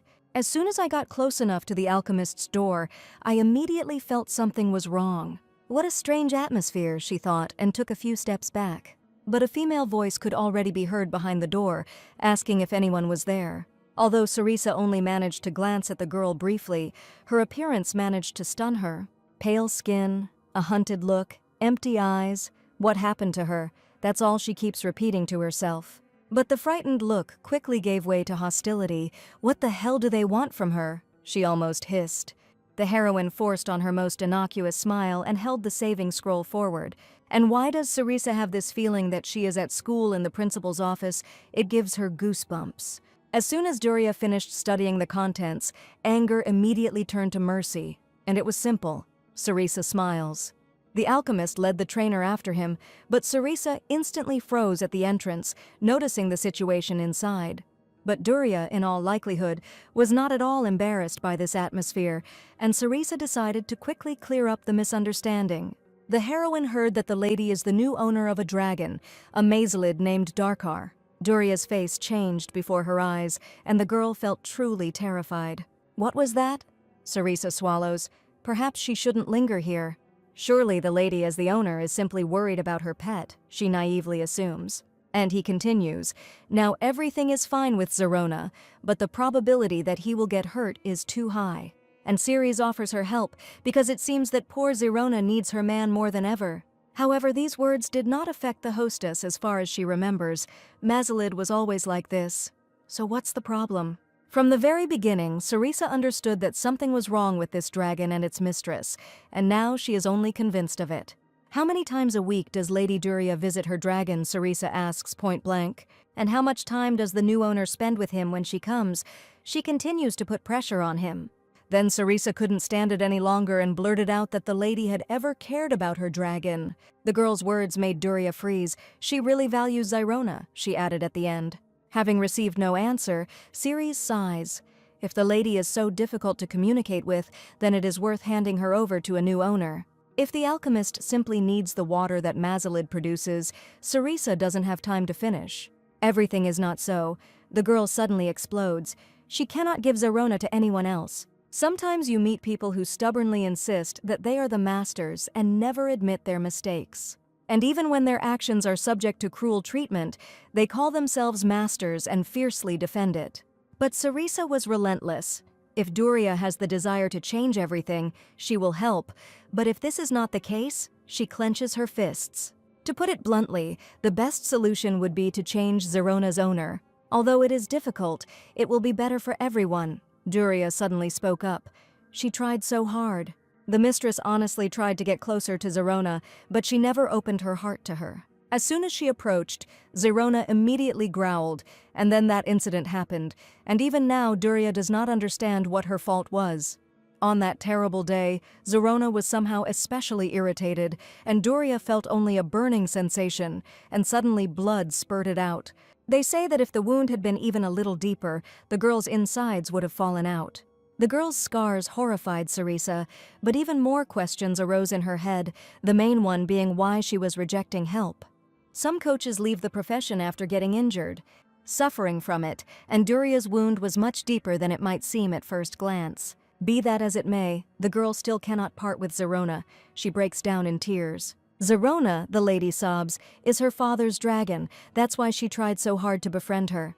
But every time she enters her enclosure, the girl returns to that nightmare again, wondering what she should do. Within a few minutes, the heroine was asking the Duke for artifacts to help Duria. Surprisingly, the young man took her request normally, but Ceres was so worried. Although the girl feels that this story has not yet been fully illuminated, and there are dark spots in it. For now, Ceres prioritizes working with Kazan and Zyrona, as both are in critical situations. And now magical artifacts are needed for the Mazalid, but in the future they can be used on other dragons as well. To be honest, the Duke was more concerned about the outcome of the situation and the ways to resolve it. And then the heroine had a question: did the milord know that Lady Duria received terrible wounds from her dragon? How could I not know? He suddenly smiles. It was precisely because of this that Baskel fired the trainer responsible for the Mazalid. The girl sighs with relief. It means everything ended with a simple dismissal. But this dismissal is not what you think, the young man suddenly continues, because the Duria family has been involved in alchemy for many years. And, as she can guess, alchemical families have secret knowledge passed down from generation to generation. What does Ceres think were the motives of those trainers who were then specifically trying to get close to Zerona? My lord wants to say, she whispers in horror. That's right, the trainer was sent deliberately, Baskel explains. And his goal was not only to steal secrets, but also to destroy the very family of alchemists of the Duchy of Albrant. Duria herself knows everything, but it seems she was more impressed by the fact that Zerona attacked her. And just because of this, he only asks Ceres, which causes shock in both of them. What does Coach Ceres mean? The Duke approaches her, puzzled, seeing her upset, but does not accuse her of it. The blame for the attack on the lady lay entirely with that scoundrel, she sighs, Duria knew, but she still blamed herself. And the dragon who lost the one he loved, sobs Ceres, how could he easily accept someone else? After going through all this, they both built an impenetrable wall in front of their hearts. But this is how strong it is. Now the heroine wanted only one thing, to help these two unfortunate souls reunite again. Sometimes Zerona makes a completely different sound, and when Duria hears it, for some reason she becomes unbearably sad. That's why the lady didn't want a new master for the dragon, she concludes. On the contrary, she wanted to say that Zerona wasn't the only one who lost a loved one. Tears were streaming down her cheeks, but Duria, being so stupid and clumsy, apparently couldn't convey it. Although none of them are to blame for what happened, each of them suffers so unbearably. Noticing the trainer's sadness, Kazan exchanged glances with the owner, but took no action, to which the Duke gestured to him that the dragon now needed to be near Sarisa. However, Kazan looked questioningly at the young man, never reaching his goal. What to do? He mentally asks. Kazan can do that, Baskel replies telepathically and adds, he can't do it himself. Suddenly the girl felt warmth and opened her eyes, and then Kazan's sweet purring was heard. The huge pet immediately began to rub against her hand, finally erasing the remnants of sadness from her face. The heroine is so grateful to the dragon, because thanks to him she really felt better. And now Kazan must go to the Duke and ask him to pet him, she suddenly says. What makes Baskel think is that it's quite difficult to remain cold with a dragon who asks for affection.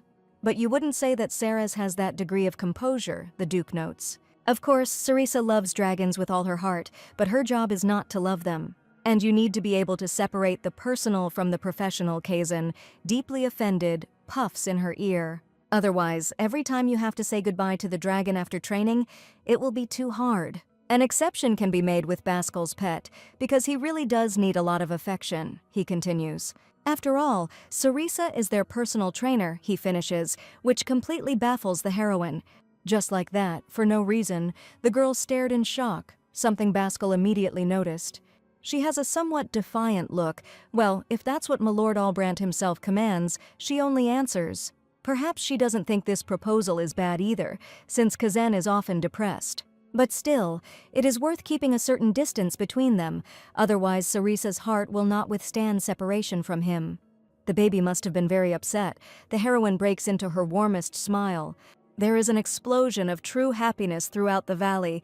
Who is the good boy here? She continues. Good job waiting calmly. The coach praises you, and good children get a treat.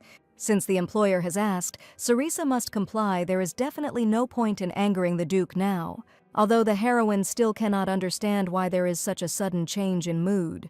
Naturally, Mazalid did not give the coach a warm welcome, although she did not even expect this. How strange, even when bundles of soothing incense are lit around her, Zyrona still remains taut as a string.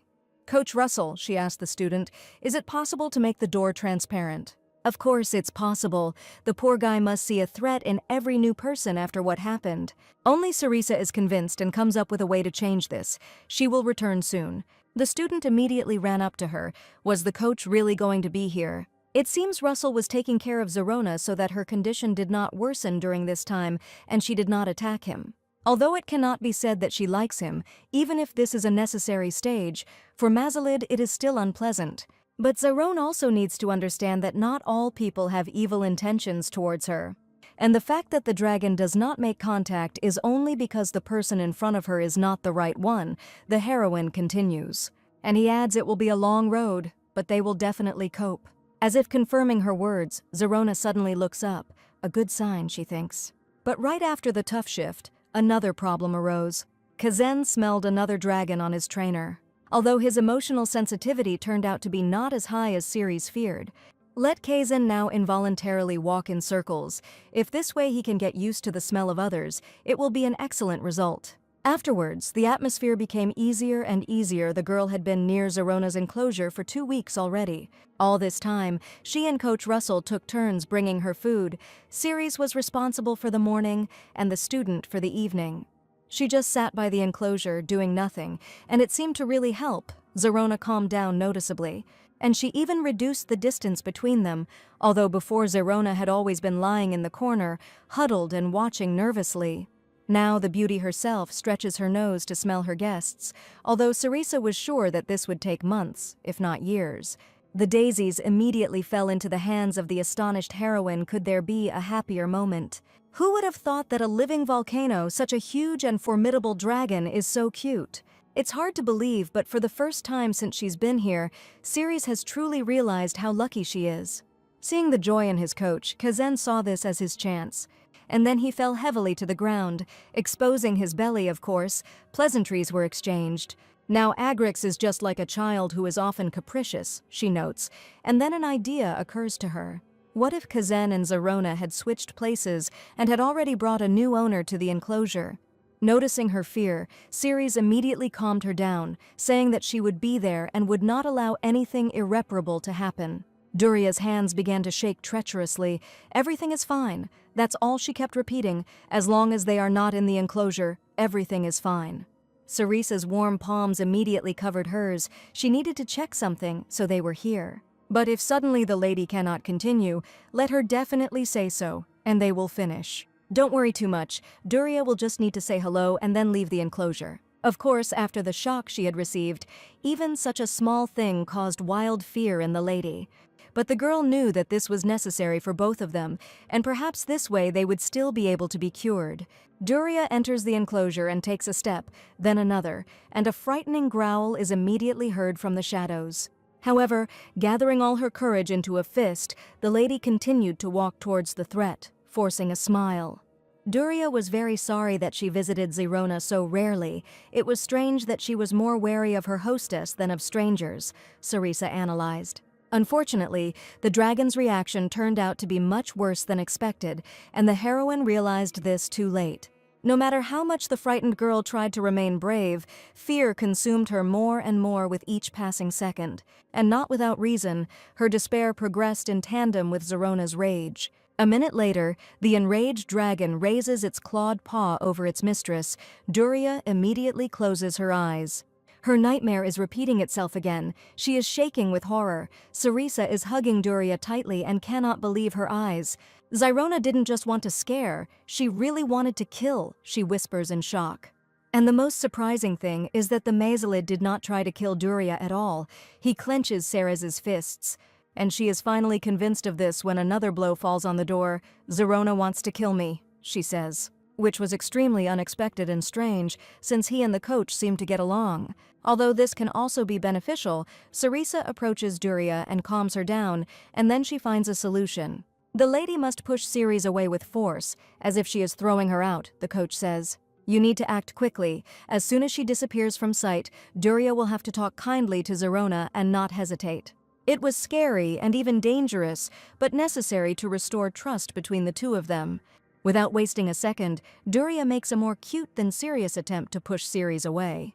"Go away, you nasty woman," she adds in a thin voice, which makes the coach smile. And Mazalid only stared questioningly at this scene. The lady should try harder, but Duria does not have time to finish the sentence. It doesn't matter, even if Sarisa falls or gets hurt, the owner must clearly show that she is pushing her away. Suddenly, an unexpectedly strong blow falls on the heroine. "Get out!" Duria shouts. "But still," he adds at the end, "please," which should have attracted the dragon. Sarisa didn't expect such strength and willpower in such a fragile girl. She really wants to resolve the conflict with Zerona. And if this is the case, then they simply have no other choice but to establish a strong connection between them. Sarisa understood everything and was already leaving. She was getting used to her role. If she needed anything, let the lady just call her. Noticing a quarrel between the girls, the dragon watches his mistress with interest and slowly approaches her.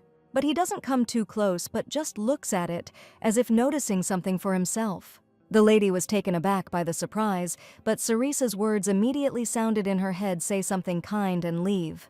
But as soon as the winged beauty peacefully approached, her mistress rushed away, repeating over and over again, "Forgive me." Duria only came in for a short while. She needs to get back to work, she says as a parting shot.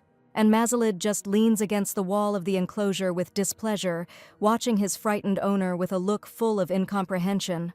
Leaving the girl with a poisonous feeling of guilt, she reproaches herself. If only Duria had done better. "No, it's not the lady's fault at all," the heroine confidently declares, "and besides, this is only the first attempt." To put it bluntly, this cannot be considered anyone's fault at all, since the real culprit is absent. Yes, both sides must make an effort, but in Cerise's opinion, both Zerona and Duria are victims right now. But the dragon doesn't hate the lady at all, as Duria thought all this time. But just now, Zerona, she protests. Yes, she was aggressive. Ceres agrees. But it must be acknowledged that the object of the Mazalid's aggression was precisely Cerisa. This cannot be. Zerona had never behaved like this before, which is why the girl herself was surprised today. When Duria wasn't around, the dragon responded well to her commands, which made it even stranger. During training, she was always accommodating, which only upset Duria more. But Zerona always ignored the orders of her real mistress, Duria admits with sorrow. This is where the whole problem lies. Ceres guesses and continues. It was like this from the very beginning. And this means only one thing. The dragon does not recognize the lady as its mistress. There could be many reasons why this happens, and Zerona had her reasons for it. But the lady herself is afraid of the dragon, and their relationship will not improve overnight. It requires constant work. Will the lady be able to handle this? Does the coach really think they can make things work? After all, this dragon was left to the lady by her father. She doesn't want to give it up, but there was no clear answer. However, the heroine can promise one thing. If the lady herself does not refuse, she will devote all her strength and knowledge to this. After these words, Duria's voice broke into sobs. She knows that she is doing everything wrong. But she needs Cerisa's help so much, she needs Zerona so much, she can't give up like this. Naturally, after a difficult meeting, the atmosphere in the Mazalida enclosure was tense. That same girl, the dragon thinks to himself, the cub of her former master, a weak creature. A creature that trembled before the Mazalid like a cornered rabbit. Zerona remembers everything, when her master disappeared, and when the dragons around her died, choking on their own blood. And this pathetic human weakling couldn't protect anyone. The dragon starts to roar. "No, Zerona," the girl says confidently, as if reading her thoughts. And confidence was inherent in her father, and the dragon immediately recognized the character trait of his former master. The next moment, the Mazalid's anger was replaced by hope, and he began to look at the man warily. And Duria specially put on her father's clothes so that they could both be closer to him. "I said no." That was all the alchemist's cold voice echoed in the dragon's head. But Zerona remembered that her man had disappeared, which meant that all this couldn't be true. She shook her head. Before the dragon, she is still the same pathetic little man, a cowardly traitor, for whom she means nothing. To be honest, Cerisa expected that Mazalid would not give in to his new mistress so easily, after being alone with his pain for so many years. However, this cannot continue for long. Every skirmish brings them both closer to the point of no return. Therefore, there is no longer any time to waste. And besides, the heroine had an ace up her sleeve from the very beginning. As the eldest, the little one, Kazen will have to teach the capricious girl a lesson. There's nothing he can do. And now everything must go as they rehearsed, Sarisa confidently called out to the lady at the enclosure. As soon as the Mazalids sensed the presence of the largest and most dangerous among them, silence immediately reigned in the stable. Sarisa exchanged glances with Kazan, assuring him that everything was going according to plan, and Durya said, "So this is that rare dragon." And indeed, the coach was right. Kazan is simply amazing. She glances nervously at Zerona, to which Mazalid hisses softly and steps back, already anticipating a new wave of resentment. And the new owner begins to stroke the Agrix, the dragon, right before her own eyes, which naturally enrages Mazalid, which he hastened to share. The terrible roar immediately made the lady feel uneasy. Her body began to shake, but Sarisa told her to continue. What Zerona must understand is that if she does not give in, the person looking at her may leave for another dragon. And this is true, by the way, so it would be better for Mazalida to realize this right now. After all, if Zerona doesn't change her attitude, no matter how much Durya begs, Sarisa will do it anyway. Naturally, Kazen did not tolerate the irritating cries of the Mazalids for long and quickly reined them in. Of course, Zerona couldn't compete with Kazen and retreated, and this was what the coach was counting on. The heroine immediately told the lady to turn away from her dragon, but he was crying, but he had to go through this. Fortunately, the lady had drunk a potion of courage before this, although excessive consumption causes recklessness. As the trainer said earlier, Durya did a great job and may not be able to go into Zerona's enclosure for another week. At these words, the girl's heart nevertheless sank, because her dragon was so offended and in pain. But Sarisa didn't allow this thought to develop. Zerona's health was not in any danger. She would keep an eye on it.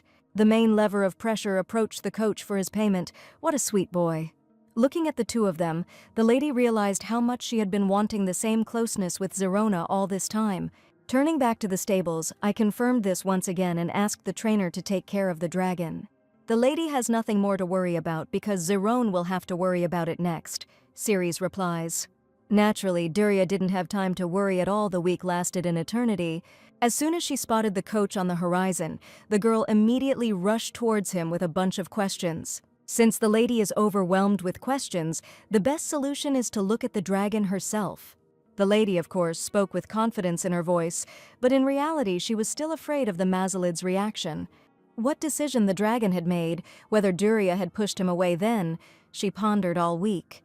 Although the Mazalid heard the approaching steps of his mistress, for some reason he remained lying motionless. What really surprised the lady was what was wrong with Zerona. Was she really feeling unwell? The dragon slowly approached its mistress and suddenly bowed down before her, which completely stunned her. And then Zerona began to tearfully scratch the wall with her claws, wanting to get a response from the person. "What's going on?" was all Durya kept saying, frozen in question, while the coach sighed with relief. "Now is the time to say something kind," Sarisa adds calmly. Then the girl came right up to him and placed her palm on the glass wall as a sign of an alliance, to which the Mazalid began to apply his forehead to that place, thereby assuring his submission. To be honest, it was all unexpected, but so opportune, because time went on and none of them made any progress. For the first time, the lady saw softness and tenderness in Zerona's character, although she suspected it. Ceres simply made her understand that the lady is the only person who loves and cares for her. Simply put, it was a shock method, but now everything is just beginning. The next step is to build the right relationship between man and dragon, and now Ceres is absolutely sure that these two ladies will succeed. Besides, these words mean that they have already passed half the way. So the first crisis has been passed. We can finally breathe a sigh of relief and return to our previous commitments. The heroine walked, already sensing that the day would be good, when 3 people stopped her. What's wrong with their faces, the girl wonders. Could it be that another collapse has happened? It's amazing how Bruce is the first to step forward, because he saw how Zerona was becoming more and more irritable. No matter how many trainers tried to find a way to deal with her, her aggression only increased, but then trainer Sarisa appeared. Seeing her students again, the heroine suddenly remembered that she had forgotten something important. No, no, no! That was all she kept repeating. She had to forget about the deal with Duke Albrandt.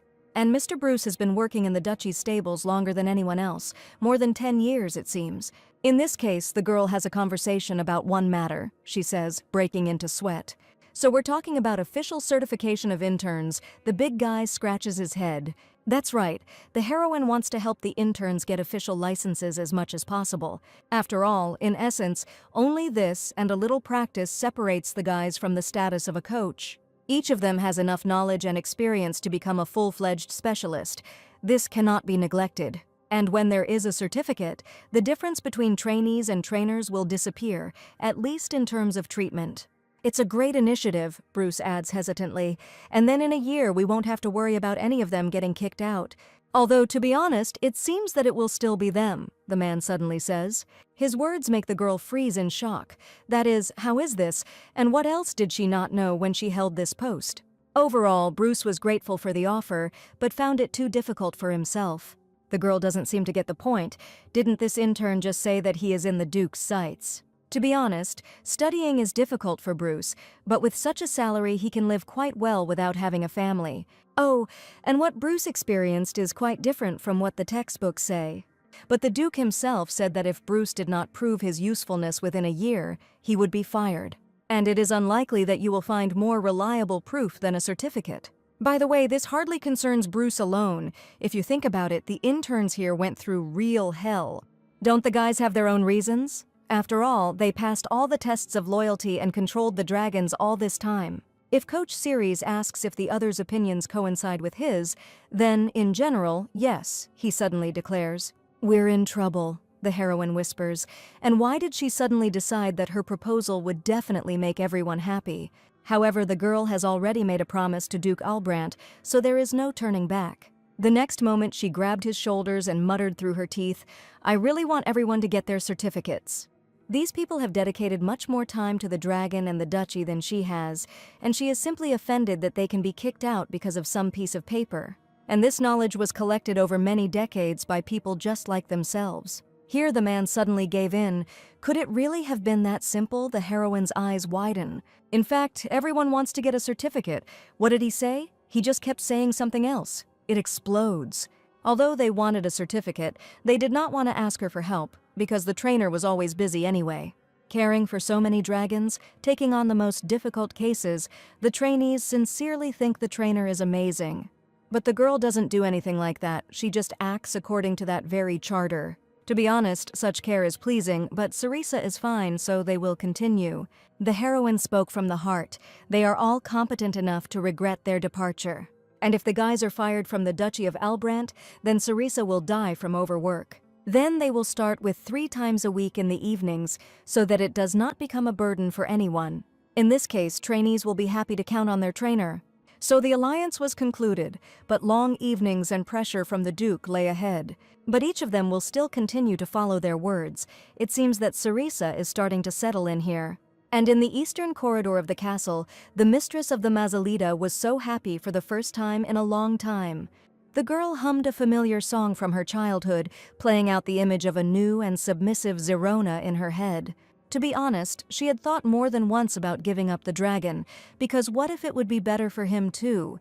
Duria was tired, Zerona's constant mistrust and aggression, it all seemed endless. And even though a bright streak has arrived now, memories of how she hurt her still come to mind.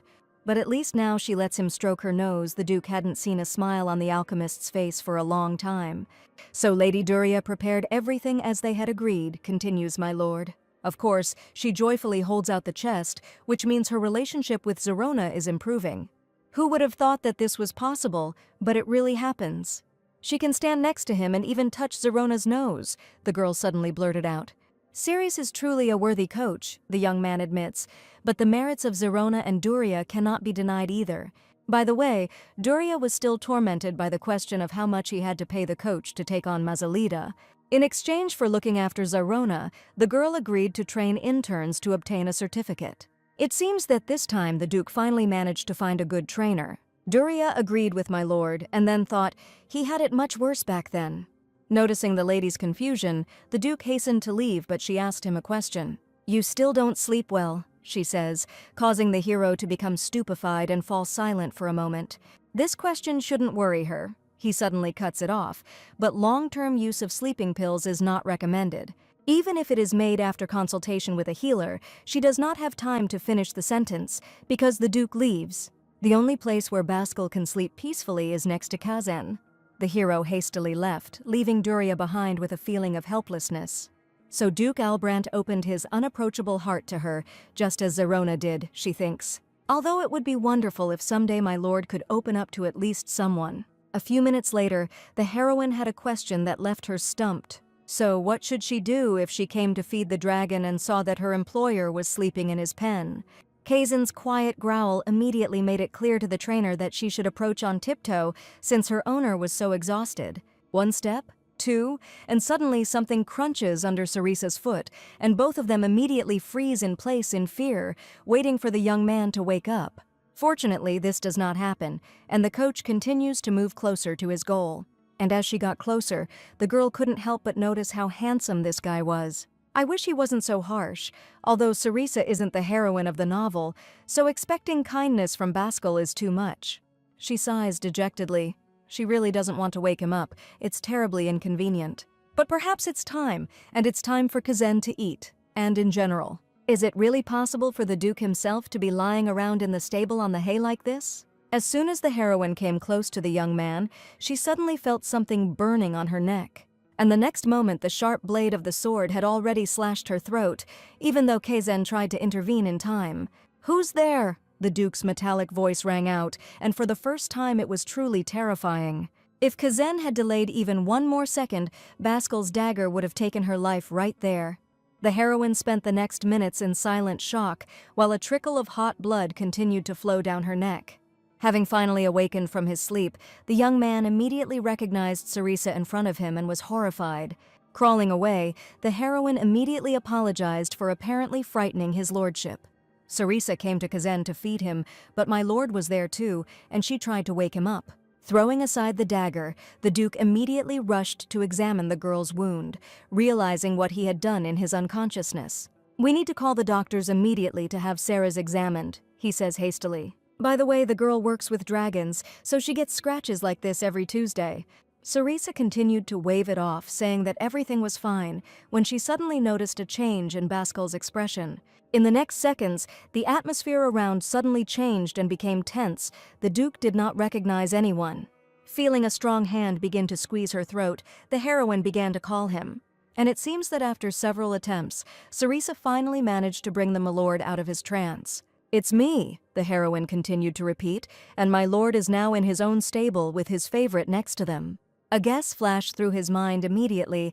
The Duke was tormented by some memories from the past in which his consciousness was stuck. But Ceres has a feeling that she saw something she shouldn't have seen. Naturally, the best solution would be to pretend that nothing happened. And then suddenly the hero easily tosses the coach up in his arms and carries him somewhere. After all, the girl lost her vigilance for only a minute, and the blood was no longer flowing. And in general, her legs are not damaged and are able to walk on their own, but she will have a scar. He only answers. This happens when working with dragons. The heroine parries, but the wound still needs to be treated. "This is an order," he adds confidently, causing the girl to fall into a stupor. And why does he care so much about her? What's wrong with him? She kept repeating to herself, who would have thought that such a stern guy had so much care? Cerisa will only feed Kazan, and then she will go to the doctor, and His Excellency trusts her. Having known her for some time, no, Baskel snaps. Damn, is he reading minds or something? Cerisa pouts discontentedly. For a moment, the hero's gaze fell down and stopped on her face. Did Cerisa really want to say something else? Noticing the scrutinizing gaze, her cheeks immediately flushed traitorously. The young people were immediately met by the butler. "Where was his lordship?" he asks nervously. To which the Duke only says that he should immediately call a priest, because the trainer is wounded and she will need divine power. "Lady, your neck!" the butler screams in horror and adds, "What happened?" to which Baskel looks up at the ceiling. And then he blurted out that he needed to take care of the coach and bring food, to which Ceres immediately protested. Today the coach is so busy, suddenly a roar was heard. "Are you going to disobey my orders?" Oh, how hungry she is. She immediately gives in. In the next few minutes, maids and doctors began to swarm around the heroine, and the table was set in an instant. Steak right for breakfast, perhaps a girl could get used to that. Seeing that Cerisa was getting better, the butler approached her. Duke Albrant asked him to pass on something. Kazan has already been fed, and Zyrona is being looked after by her previous trainer, so Ceres can finish eating in peace. And it seemed that the heroine understood that the young man wanted to apologize in this way, but wasn't all this too much. After all, judging by his usual behavior, it seemed that this incident would be forgotten quite quickly. But it was obvious that Sarisa was mistaken. The young man was thinking only about this. Baskalu shouldn't blame herself so much. Next time she'll warn him in advance before visiting. But she didn't even ask the young man why he slept in his dragon's enclosure at all. The girl only laughed loudly, noticing the milord's bewilderment. Those who have ever slept on Kazan's scales will not have such questions. She just smiled. What can I say? Baskal had absolutely nothing to say in response to this. There's a reason why the hero sleeps next to Kazan, and it's certainly not because of his warm scales. Despite everything, he still can't fully trust Sarisa. Neither of the trainers revealed their intentions right away, so it seemed quite natural to draw the dagger, but the Duke stopped himself in time. And then Baskal called the priest and fed him to his heart's content, which should have been enough. Stop, what do you mean enough? The hero suddenly interrupts his thoughts. Why is he even thinking about her feelings? After that incident, the atmosphere between the heroine and the young man was surprisingly not tense. And to be honest, Sarisa simply didn't have the strength for any emotional outbursts. Her studies were tormenting her. Although the other day, one of the castle employees said that new materials would be brought to the library, and Zerona's training is already coming to an end, it's time to start preparing Kazan for socialization. It's time to ask permission for a special section in the library, which means I need to meet with the Duke. Even at the Ashar training center, the heroine didn't see her boss very often, which made her very happy. His lordship is early today. Isn't it time for Kazan to take his afternoon training walk? It was so strange. For the first time in all this time, Ceres felt awkward around him. Although she was sure that everything was fine, there were not enough materials for the intern here, she blurted out immediately. It's impossible to predict where and how questions will be taken, so she decided to focus on controversial points. But there were too many of them. Oh, I should have taken an assistant, but now it was too late. As my lord could already guess, the heroine did not come here just like that. She has a request. The girl will speak frankly. Many records about Agric's dragons were lost after the mass death of trainers. At the mention of that very night, the young man's eyes immediately flashed like steel and stared intently at her. And what the coach means by this is that Ceres will need all the Duke's knowledge of Kazan during the time he raised him. Here, the heroine realized that the recent heaviness had left her hands, and why had Baskal taken her books? To be honest, the hero himself didn't yet understand why he did it, seeing that she was having a hard time. Everything happened by itself.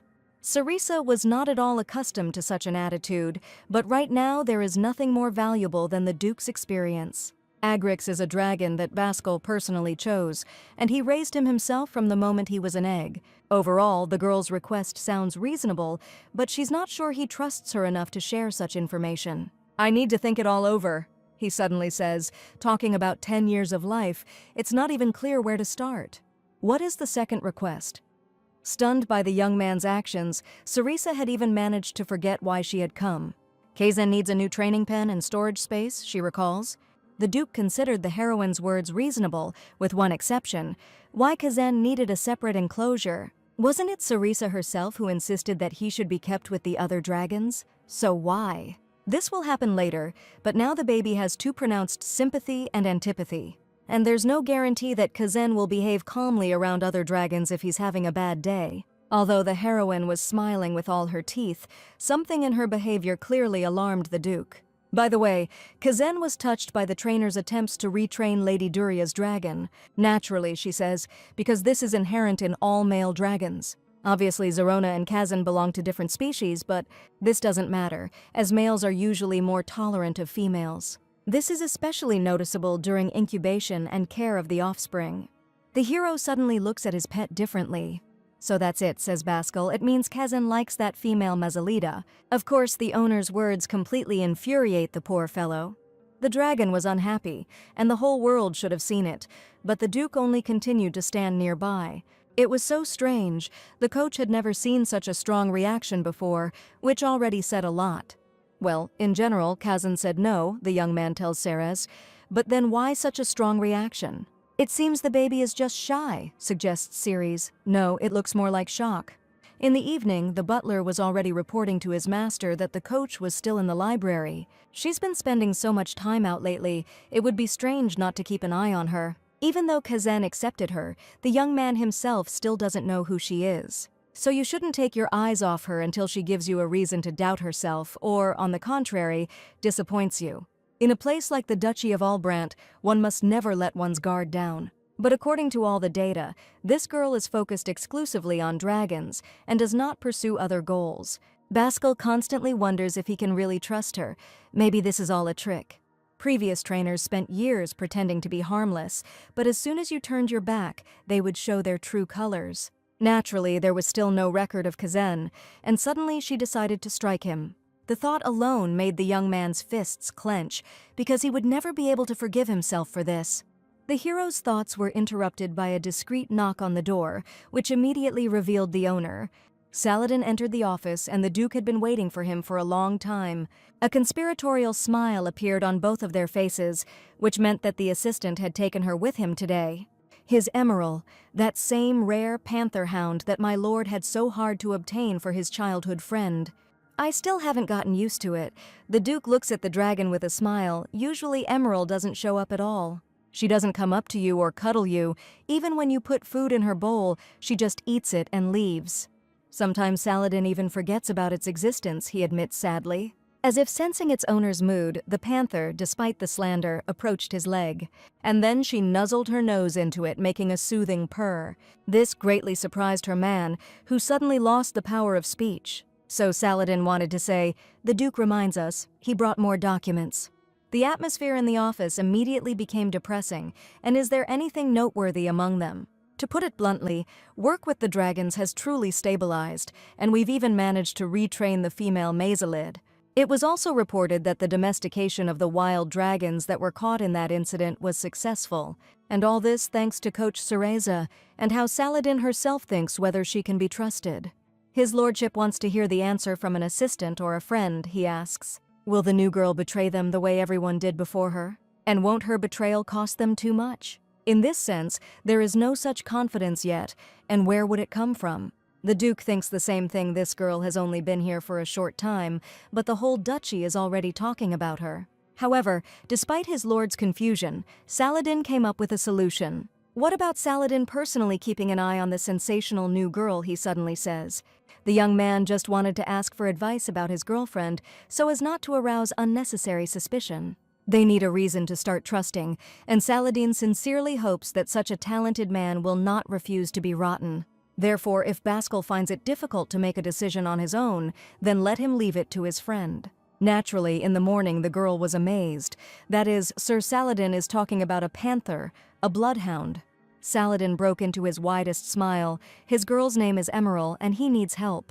Unless, of course, this causes any inconvenience to Coach Cereza. All this was unexpected, because panthers, bloodhounds, are usually devoted to their owner to the end, and do not leave him under any circumstances.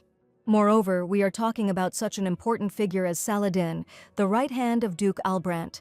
If you think about it, a man of his rank could have simply summoned Cereza with an order, rather than coming to her himself. It would be better to clarify the purpose of the training, since the trainer had not heard of any problems ever occurring with panther hounds. However, instead of answering, the young man said the name of his favorite, turning over his shoulder. As soon as Saladin opened his mouth, an incredible winged predator emerged from behind his back. For the first time in all this time, the heroine saw this amazing creature in person, and for a moment she was speechless. It seems Saladin expressed himself incorrectly. It is not that Emerald is not coping with something. The problem lies precisely in the young man. So Saladin doesn't always understand his favorite's emotions, Cereza guessed. Emerald only opens up when he's alone with his master, but such moments are extremely rare. As soon as the girl was distracted by a conversation with the panther's owner, the bloodhound immediately began to study the stranger.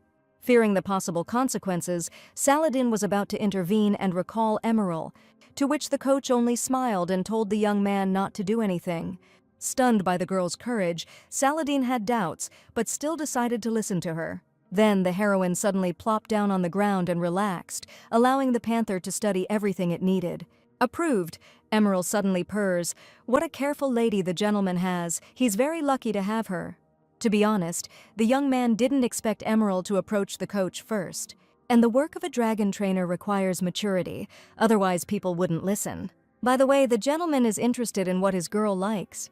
Saladin is not sure that he can be called a good owner, although he has been caring for the panther for many years. However, they are more like roommates who don't care about each other, as if he only provides her with housing and food. And in return, the dragon protects his man, and it seems that Sarisa understands what he means. First, to catch a signal from Emerald, you will need to observe her, because it is possible. Saladin himself was just waiting for this. Who else will be watching whom, he thinks to himself. But out loud he only says if this helps, Saladin will only be glad. In this case, the girl has no choice but to stay near them for some time.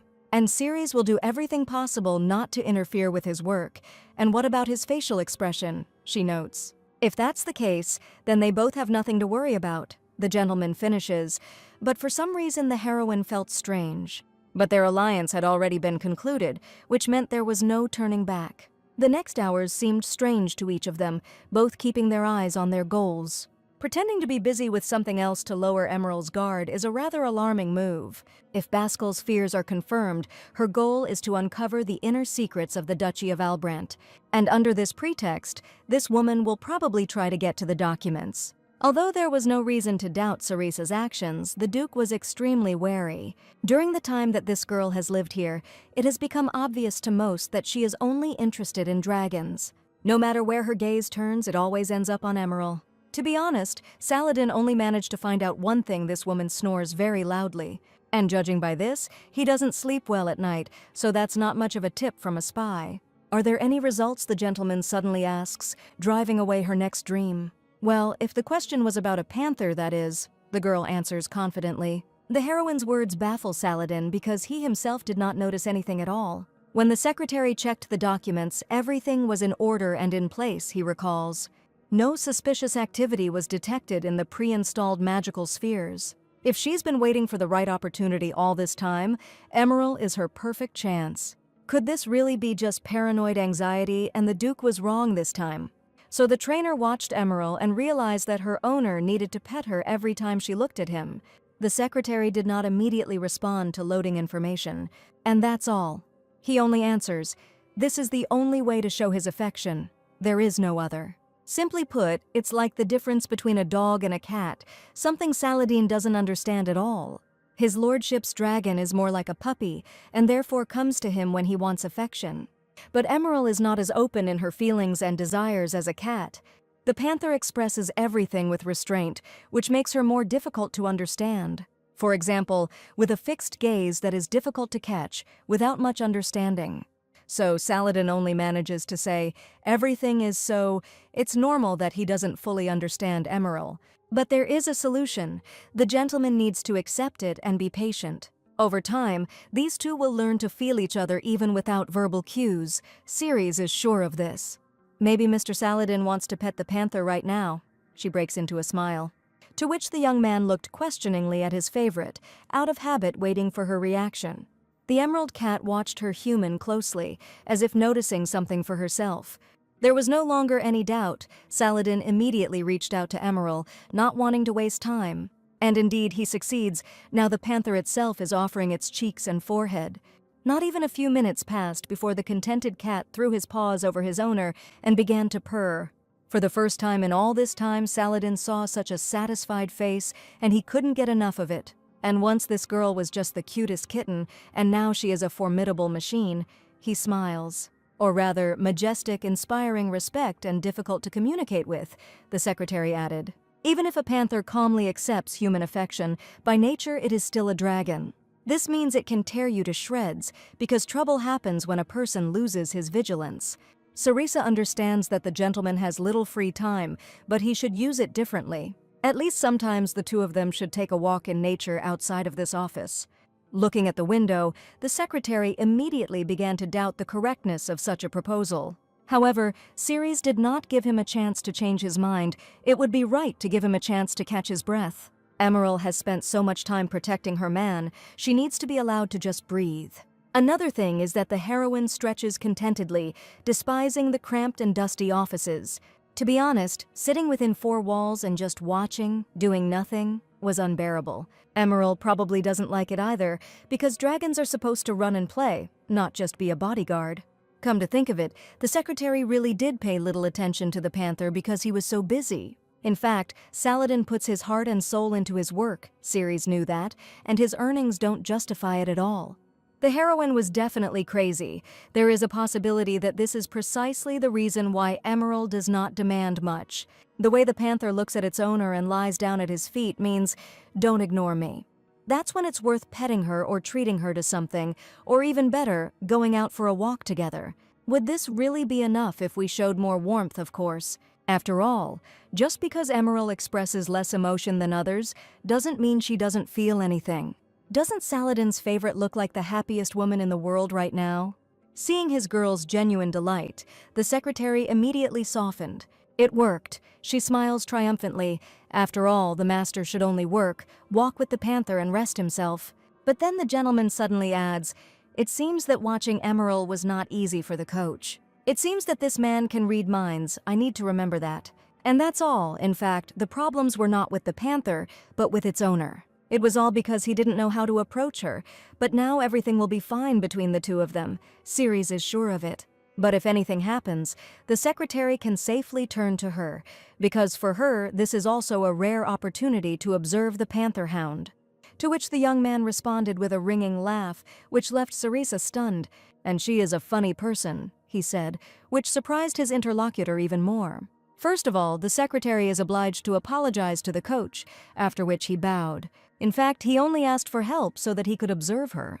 What she says in bewilderment, that is, all this was just to control the girl, and Saladin asks to forgive him for his rudeness, but it is strange why the master reveals the truth so easily. All because the young man discovered that the coach had no hidden intentions. Ceresa just loves dragons and made it her profession, isn't that right? He concludes. However, the secretary's conclusion did not bring a smile to her face. On the contrary, the girl was deep in thought about something. Seeing the harshness and rejection, the secretary immediately hastened to retreat. Does the girl know why Duke Albrandt gave his right hand a panther? A bloodhound, after all, an unusual gift? Isn't it for the safety and protection of Saladin? All true, but that's not all. The whole point is that His Excellency does not trust anyone within the boundaries of his own duchy. The coach must have heard the story about his uncle, Julius Albrandt, from Baskel himself. After this, Julius and his wife were executed, and it seemed that everything ended there, but the house of Albrandt was greatly shaken. And wouldn't there have been some aristocrats who wouldn't have wanted to take advantage of the opportunity? The title of Duke in the hands of a 12-year-old child, how can one resist? It's too tasty a morsel, even if I have to stain my hands with blood for it. Saladin understands how unpleasant it is to live under suspicion, but his lordship simply has no other choice. But why is his assistant telling this to Ceres, when she's only been here for a few months? Isn't it too little to be trusted, of course, for an ordinary person? Yes. Only the secretary answers. Ordinary people don't take on the task of feeding 30 dragons on their own, do they? Everyone doubted her, so she decided to prove her abilities even through valuable, grueling work. Anyone with personal interests would not spend a month retraining a dragon that had previously mauled its owner with its claws. And that's not all. How to explain the constant late work hours? And all this is done to help trainees and prepare them for the licensing exam. But when the gentleman found out about everything, the heroine couldn't take it anymore. It's just part of her job, she dismisses. A licensed trainer is required to help trainees. Then why did the girl never touch the important papers in the secretary's office? And for what reason?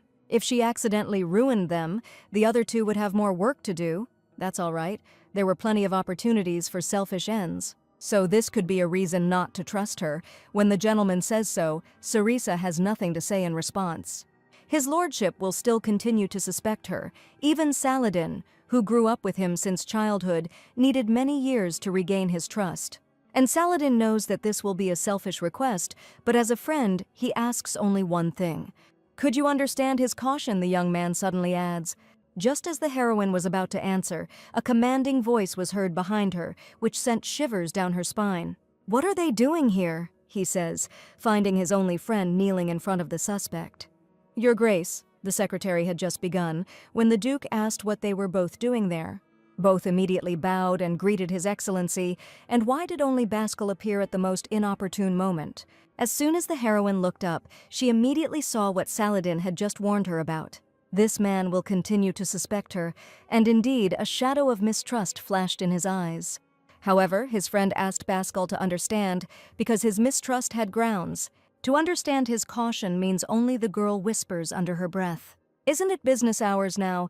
But Mr. Saladin asked me to accompany him along with the Panther Hound."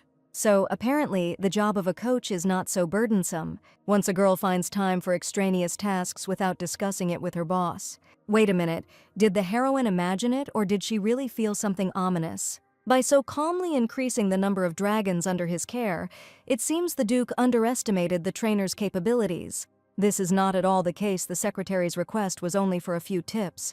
That's why the girl agreed, and for the sake of some advice, Sarisa stayed with the assistant all week. "No, but my lord knows everything. It was he who sent Saladin to follow her, so why behave like this?"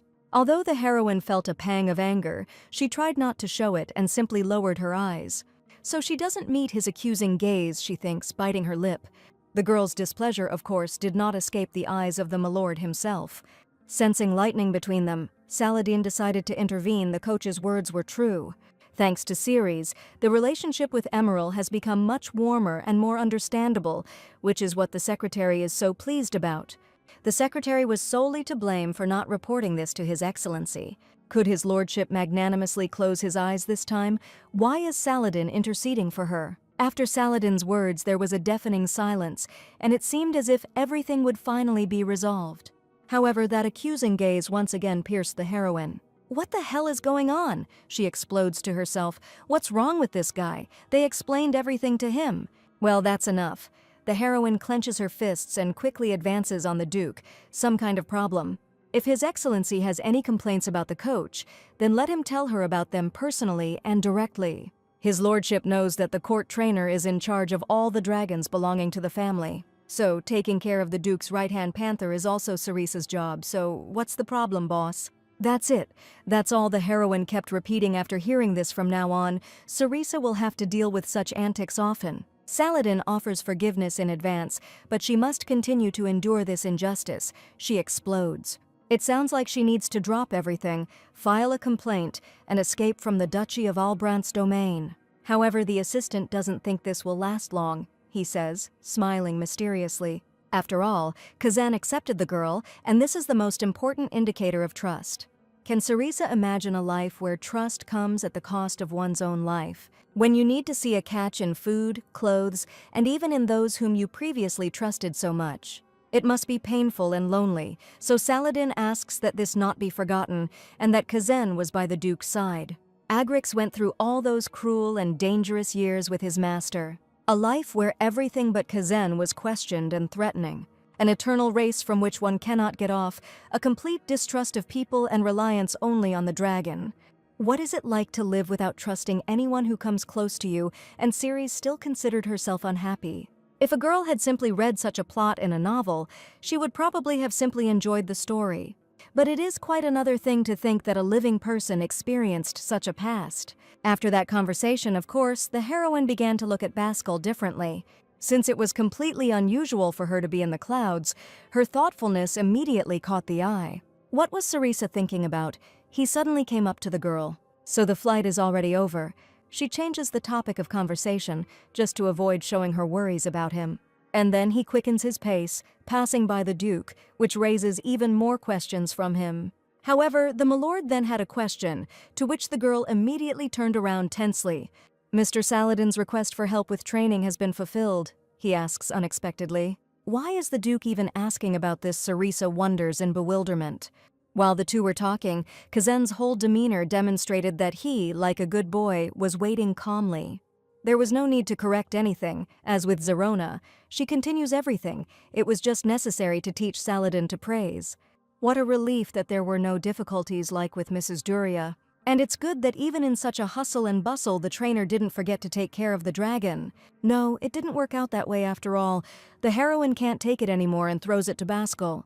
The young man just stared at her in bewilderment, wondering what to make of this. If Emerald had not been a bloodhound panther and her master had not raised her from childhood, trouble would have happened long ago. Watching them for the past week, Ceres realized that the secretary had too much work, so Saladin simply physically does not have time to devote attention to his favorite. Of course, Emerald is devoted to her man and considers him her parent.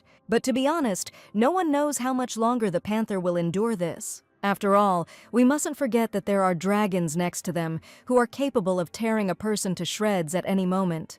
But if only the assistant had more free time to take care of his panther. Coach Sarisa interrupts the Bascal girl's speech, causing her to shrink. Doesn't she feel like she's going beyond her authority and trying to interfere with his? The title of court trainer does not give her the right to interfere in the affairs of the duchy. Doesn't the girl understand that this is already arrogance, or does she have another reason for such concern for Saladin? The hero's words fell on Sarisa like a bolt from the blue. At first she couldn't even grasp their meaning. She kept going over in her head what his lordship meant when he spoke of another reason for caring for Saladin. And then the girl finally got the unambiguous hint about her attitude towards the secretary. "Come here, you!" her alter ego burst out, but out loud she only said what his lordship wanted to say. From the very beginning, the Duke entrusted Sarisa with training dragons, but did not intend to be distracted by anything else. This guy is serious now. The heroine clenches her fists, no longer able to contain her rage. So she single-handedly brought order to the stables, something that no one else had been able to do for many years, at the cost of all their strength and time. And in the opinion of his lordship, Sarisa has time for love affairs, and she even eats on the go and sleeps sitting in front of the enclosures. It's embarrassing to even imagine how it could have seemed that there was a romantic interest between him and Saladin.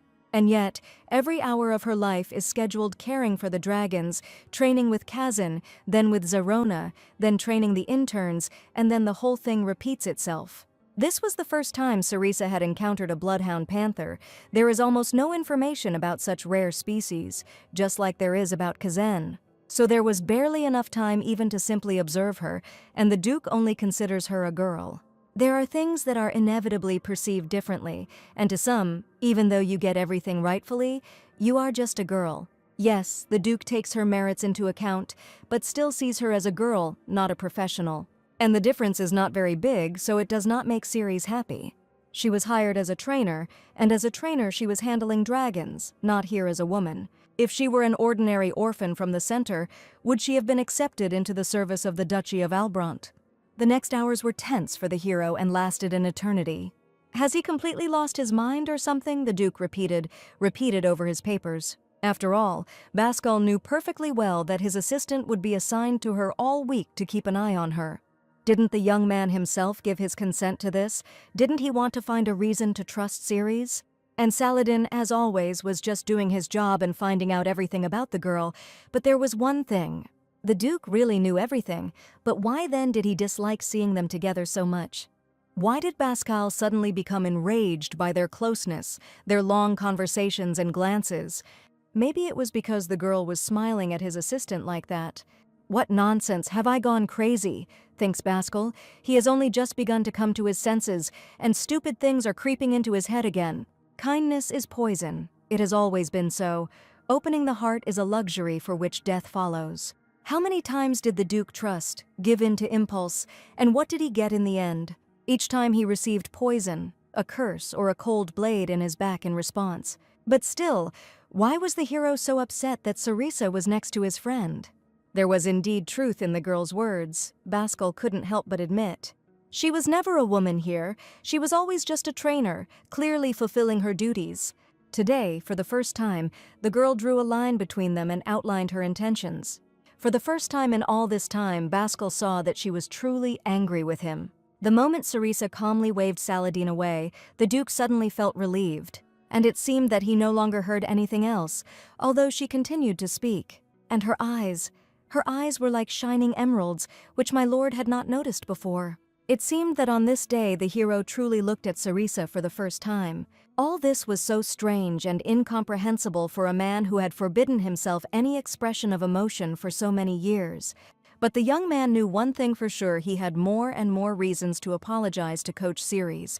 Damn, it's only been a few hours since she raised her voice, Sarisa thought. However, no one canceled the work. and his lordship himself was still sulking at the heroine. This spoiled character, and she herself has no desire to communicate. She mentally curses everything in the world. And since when has the Duke had such connections with the dwarves, Ukandir from the Anson Mountains? The bearded man greets them.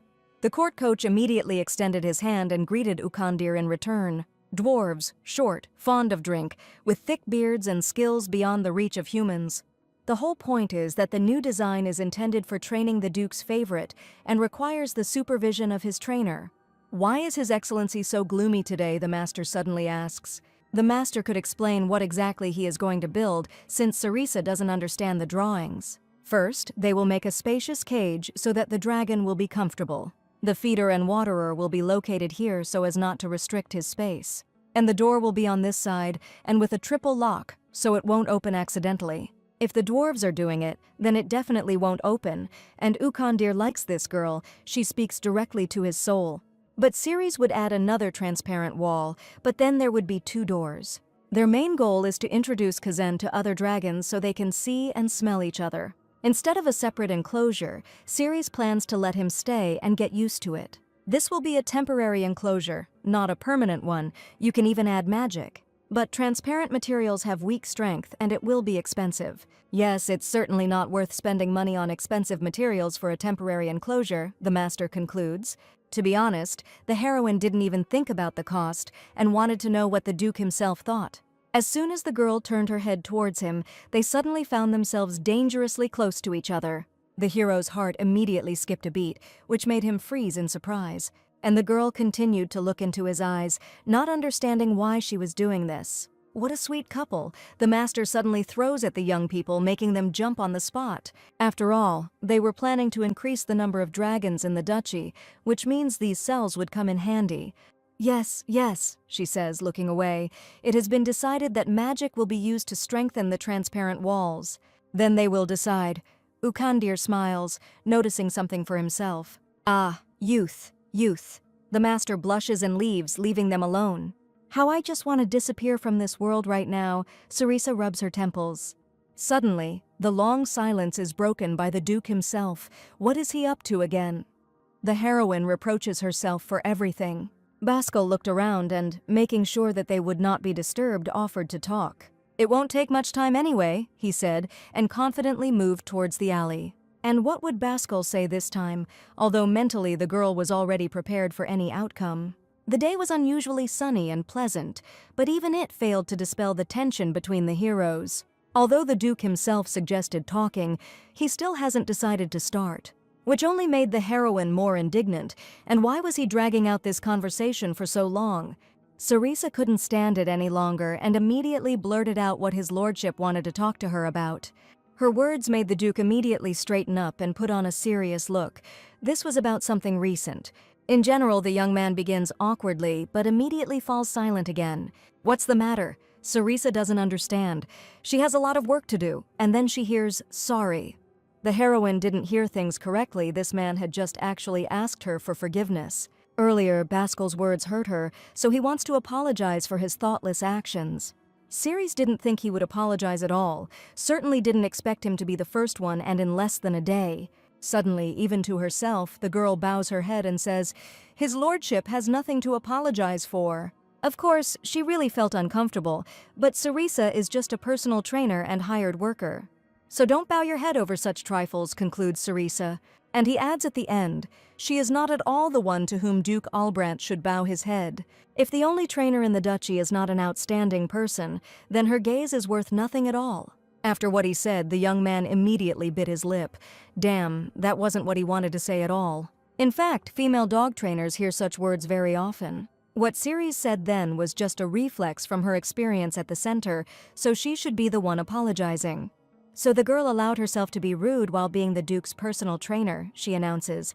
And for his excessive rudeness, the coach asks his lordship for forgiveness. So the heroine asks not to take her harshness to heart. From now on, she will be more restrained. And why does Sarisa suddenly feel so uncomfortable with almost everything the Duke says? Yes, his words really hurt, but the heroine did not at all hope that he would actually apologize for it.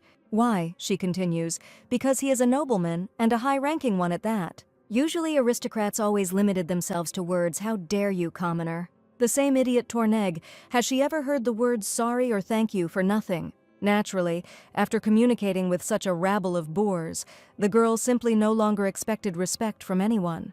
And then he, so stern and cold, suddenly destroys her world and declares that he was wrong. This makes the heroine even more uneasy. It would be better if he just continued to be bossy. After all, with such behavior, she doesn't know at all how to behave. Here the Duke says trainers who can handle agrixes are extremely rare, so let her throw out some words about a commoner, or the Duke's decision will be worth nothing. Yes, his lordship was rude and apologizes for it, hoping that she will accept it. Good deeds are not always pleasant. He suddenly finishes and turns away. It is enough for the heroine that my lord acknowledged this. She bows and thanks him. The next few seconds were somehow extremely awkward for both of them, although it seemed that everything had been resolved and nothing was left unsaid. But something still bothered both of them. What was this endless itch? Well, Sarisa has a lesson with the interns. It's time for her to get back to work. She quickly leaves. What's wrong with the young man? He slowly turns his head towards her. Afraid that she would notice his gaze on her, why the words about her insignificance made him so angry? Why did Baskel's chest boil at the mere thought of treating her like that? And the feeling that appeared as soon as she thanked him. It must be sheer joy that Baskel finally found in the duchy, the one he had been looking for so long. But then suddenly the young man puts his hand on his heart, or there is some other reason. The atmosphere on the training ground was tense, but already much clearer. Hold the reins tighter, the girl repeated discontentedly. And behind her stood Lady Duria, constantly asking if everything would be all right with the young man. To which the trainer assured the lady that everything would be fine with the intern. After all, he could have fallen 100 times already, but he continued to confidently stay in the saddle.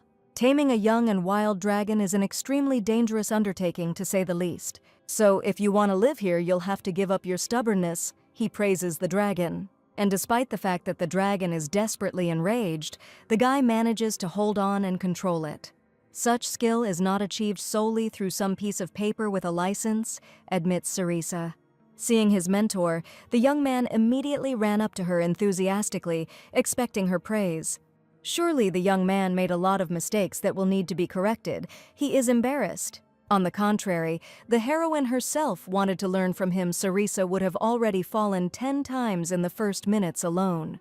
That's why he asks the trainee to share his horse riding techniques. There's something more to it than just the strength to hold on, of course. He answers militantly, the intern is ready at any time. After that incident, work in the stables went uphill and the atmosphere improved noticeably. The heroine continued speaking when she suddenly noticed Lady Duria's frightened gaze on her. Suddenly there was a deafening silence on the training ground. What's going on? asks Sarisa.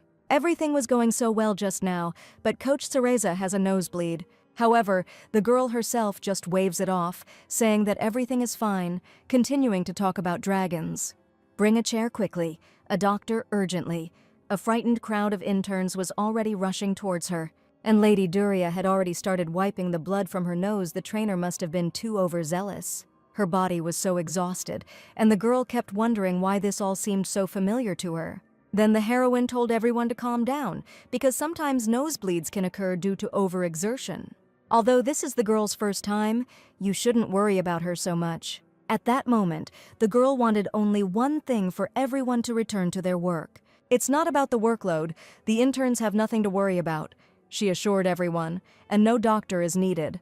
Now is not the time for this. It's time to feed the dragons, Sarisa suddenly says sternly. Not wanting to incur the wrath of the chief, the crowd immediately dispersed throughout the stables. And Mrs. Duria Saris's scarf will be washed and returned, she continues confidently. To which the alchemist ignores her and continues to rummage through his chest in search of something suitable. Of course, the girl had more worries, but she didn't feel particularly tired. Damn, now it looks like she's working tirelessly. It's awkward. How? She thinks. The following days, the heroine did not feel exhausted at all, so she took up the materials again.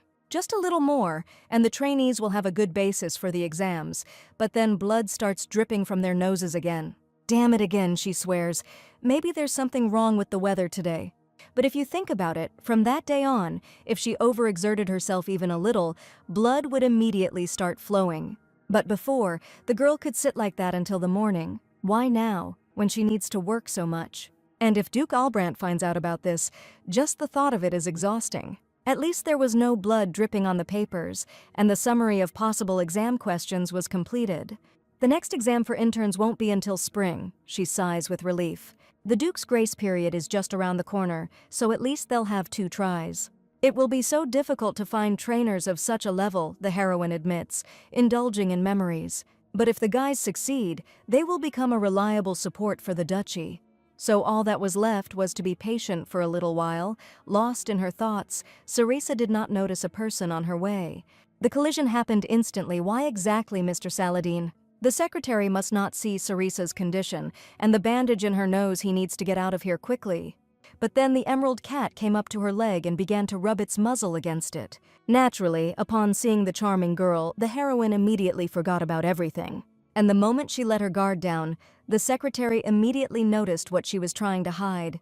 Is everything okay with Coach Ceres? The secretary immediately asks. Of course, everything is fine. The girl waves her hand again, looking away. It's just that the mucous membrane in the nose is irritated. That's why the bleeding is happening, but it stops almost immediately. She was about to leave when suddenly Saladin appeared right in front of her face. Why was Cerisa so pale?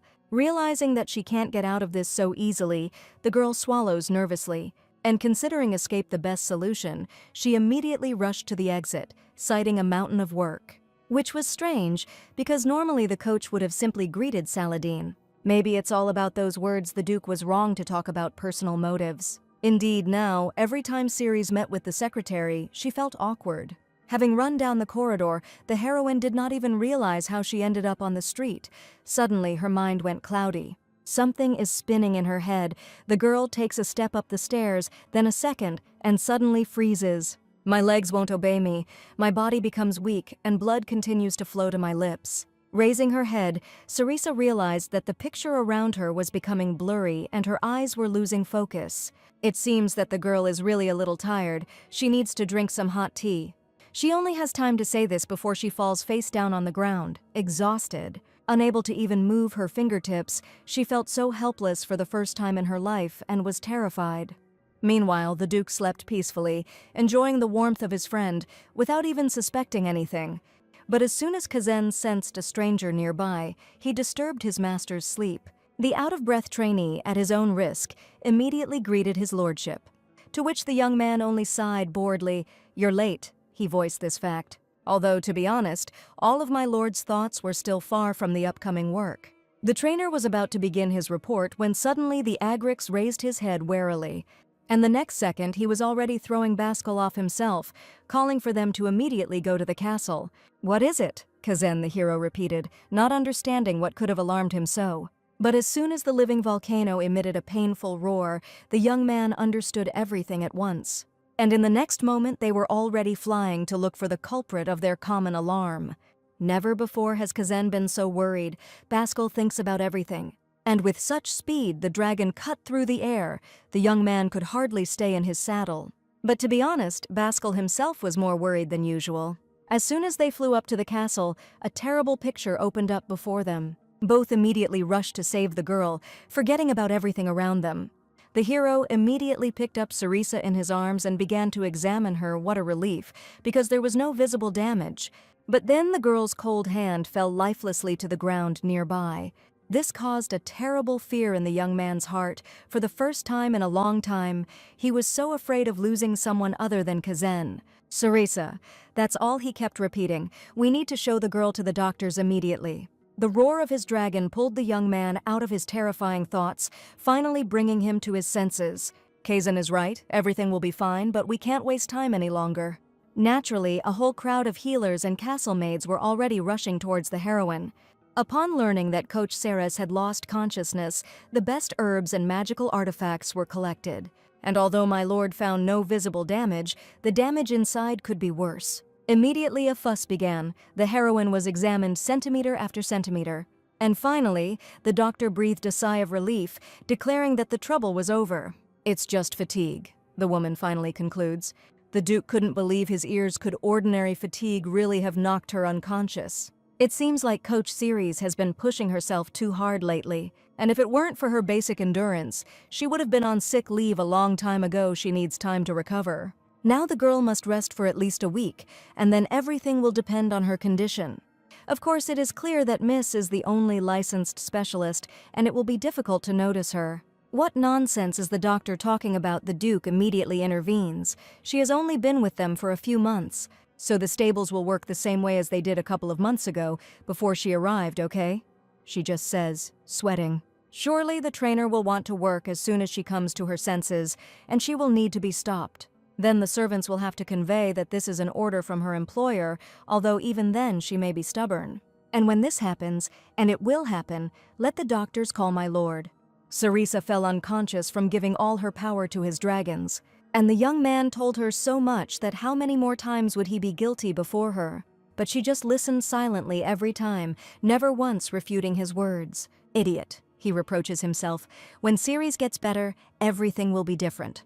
So little Kazen was very worried, and the dragon himself was thinking, everything will be fine with her, Baskel says with complete understanding and touches his forehead. Indeed, the heroine's health was soon restored, but therein lay a new problem. The girl's body did not immediately awaken from its long sleep, as if protecting its owner. But some pleasant and familiar smell helped speed up the process. As soon as Ceres opened her eyes, a terrifying thought came into her head. Dragons, interns, they will all die without her. That's all she kept repeating after waking up. Don't be afraid. Sarisa is in the hospital of the Duke's House of Albrandt. His lordship and Kazen found the girl unconscious and brought her here. What actually happened, she remembers, is that she prepared questions for the interns and went to them. And in the next seconds, she was already running barefoot to the exit. Kazen, Zarona, Emerald, she repeated, helplessly searching for a way out. But no, she got caught.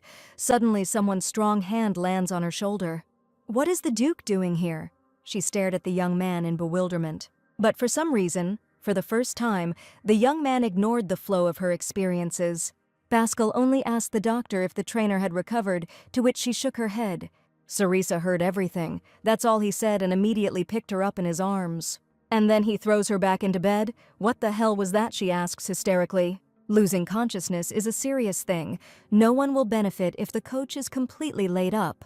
Helping the interns after work, in addition to Kazen, considering the matter urgent, she also took Zyrona and Emerald when she was generally resting. No arguments? Ceres looks down. And what did she even hope for with such a schedule? Sarisa thought she was getting enough rest. A blatant lie, she admitted to herself. Suddenly, everything around went dark, as if someone had turned off the light. Is it really starting again? Just like then, everything went dark in her eyes. Stop. Sarisa freezes. Ka!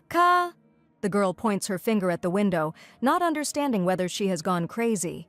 To put it bluntly, she did become the novel's main character, even though she still didn't know how it would turn out.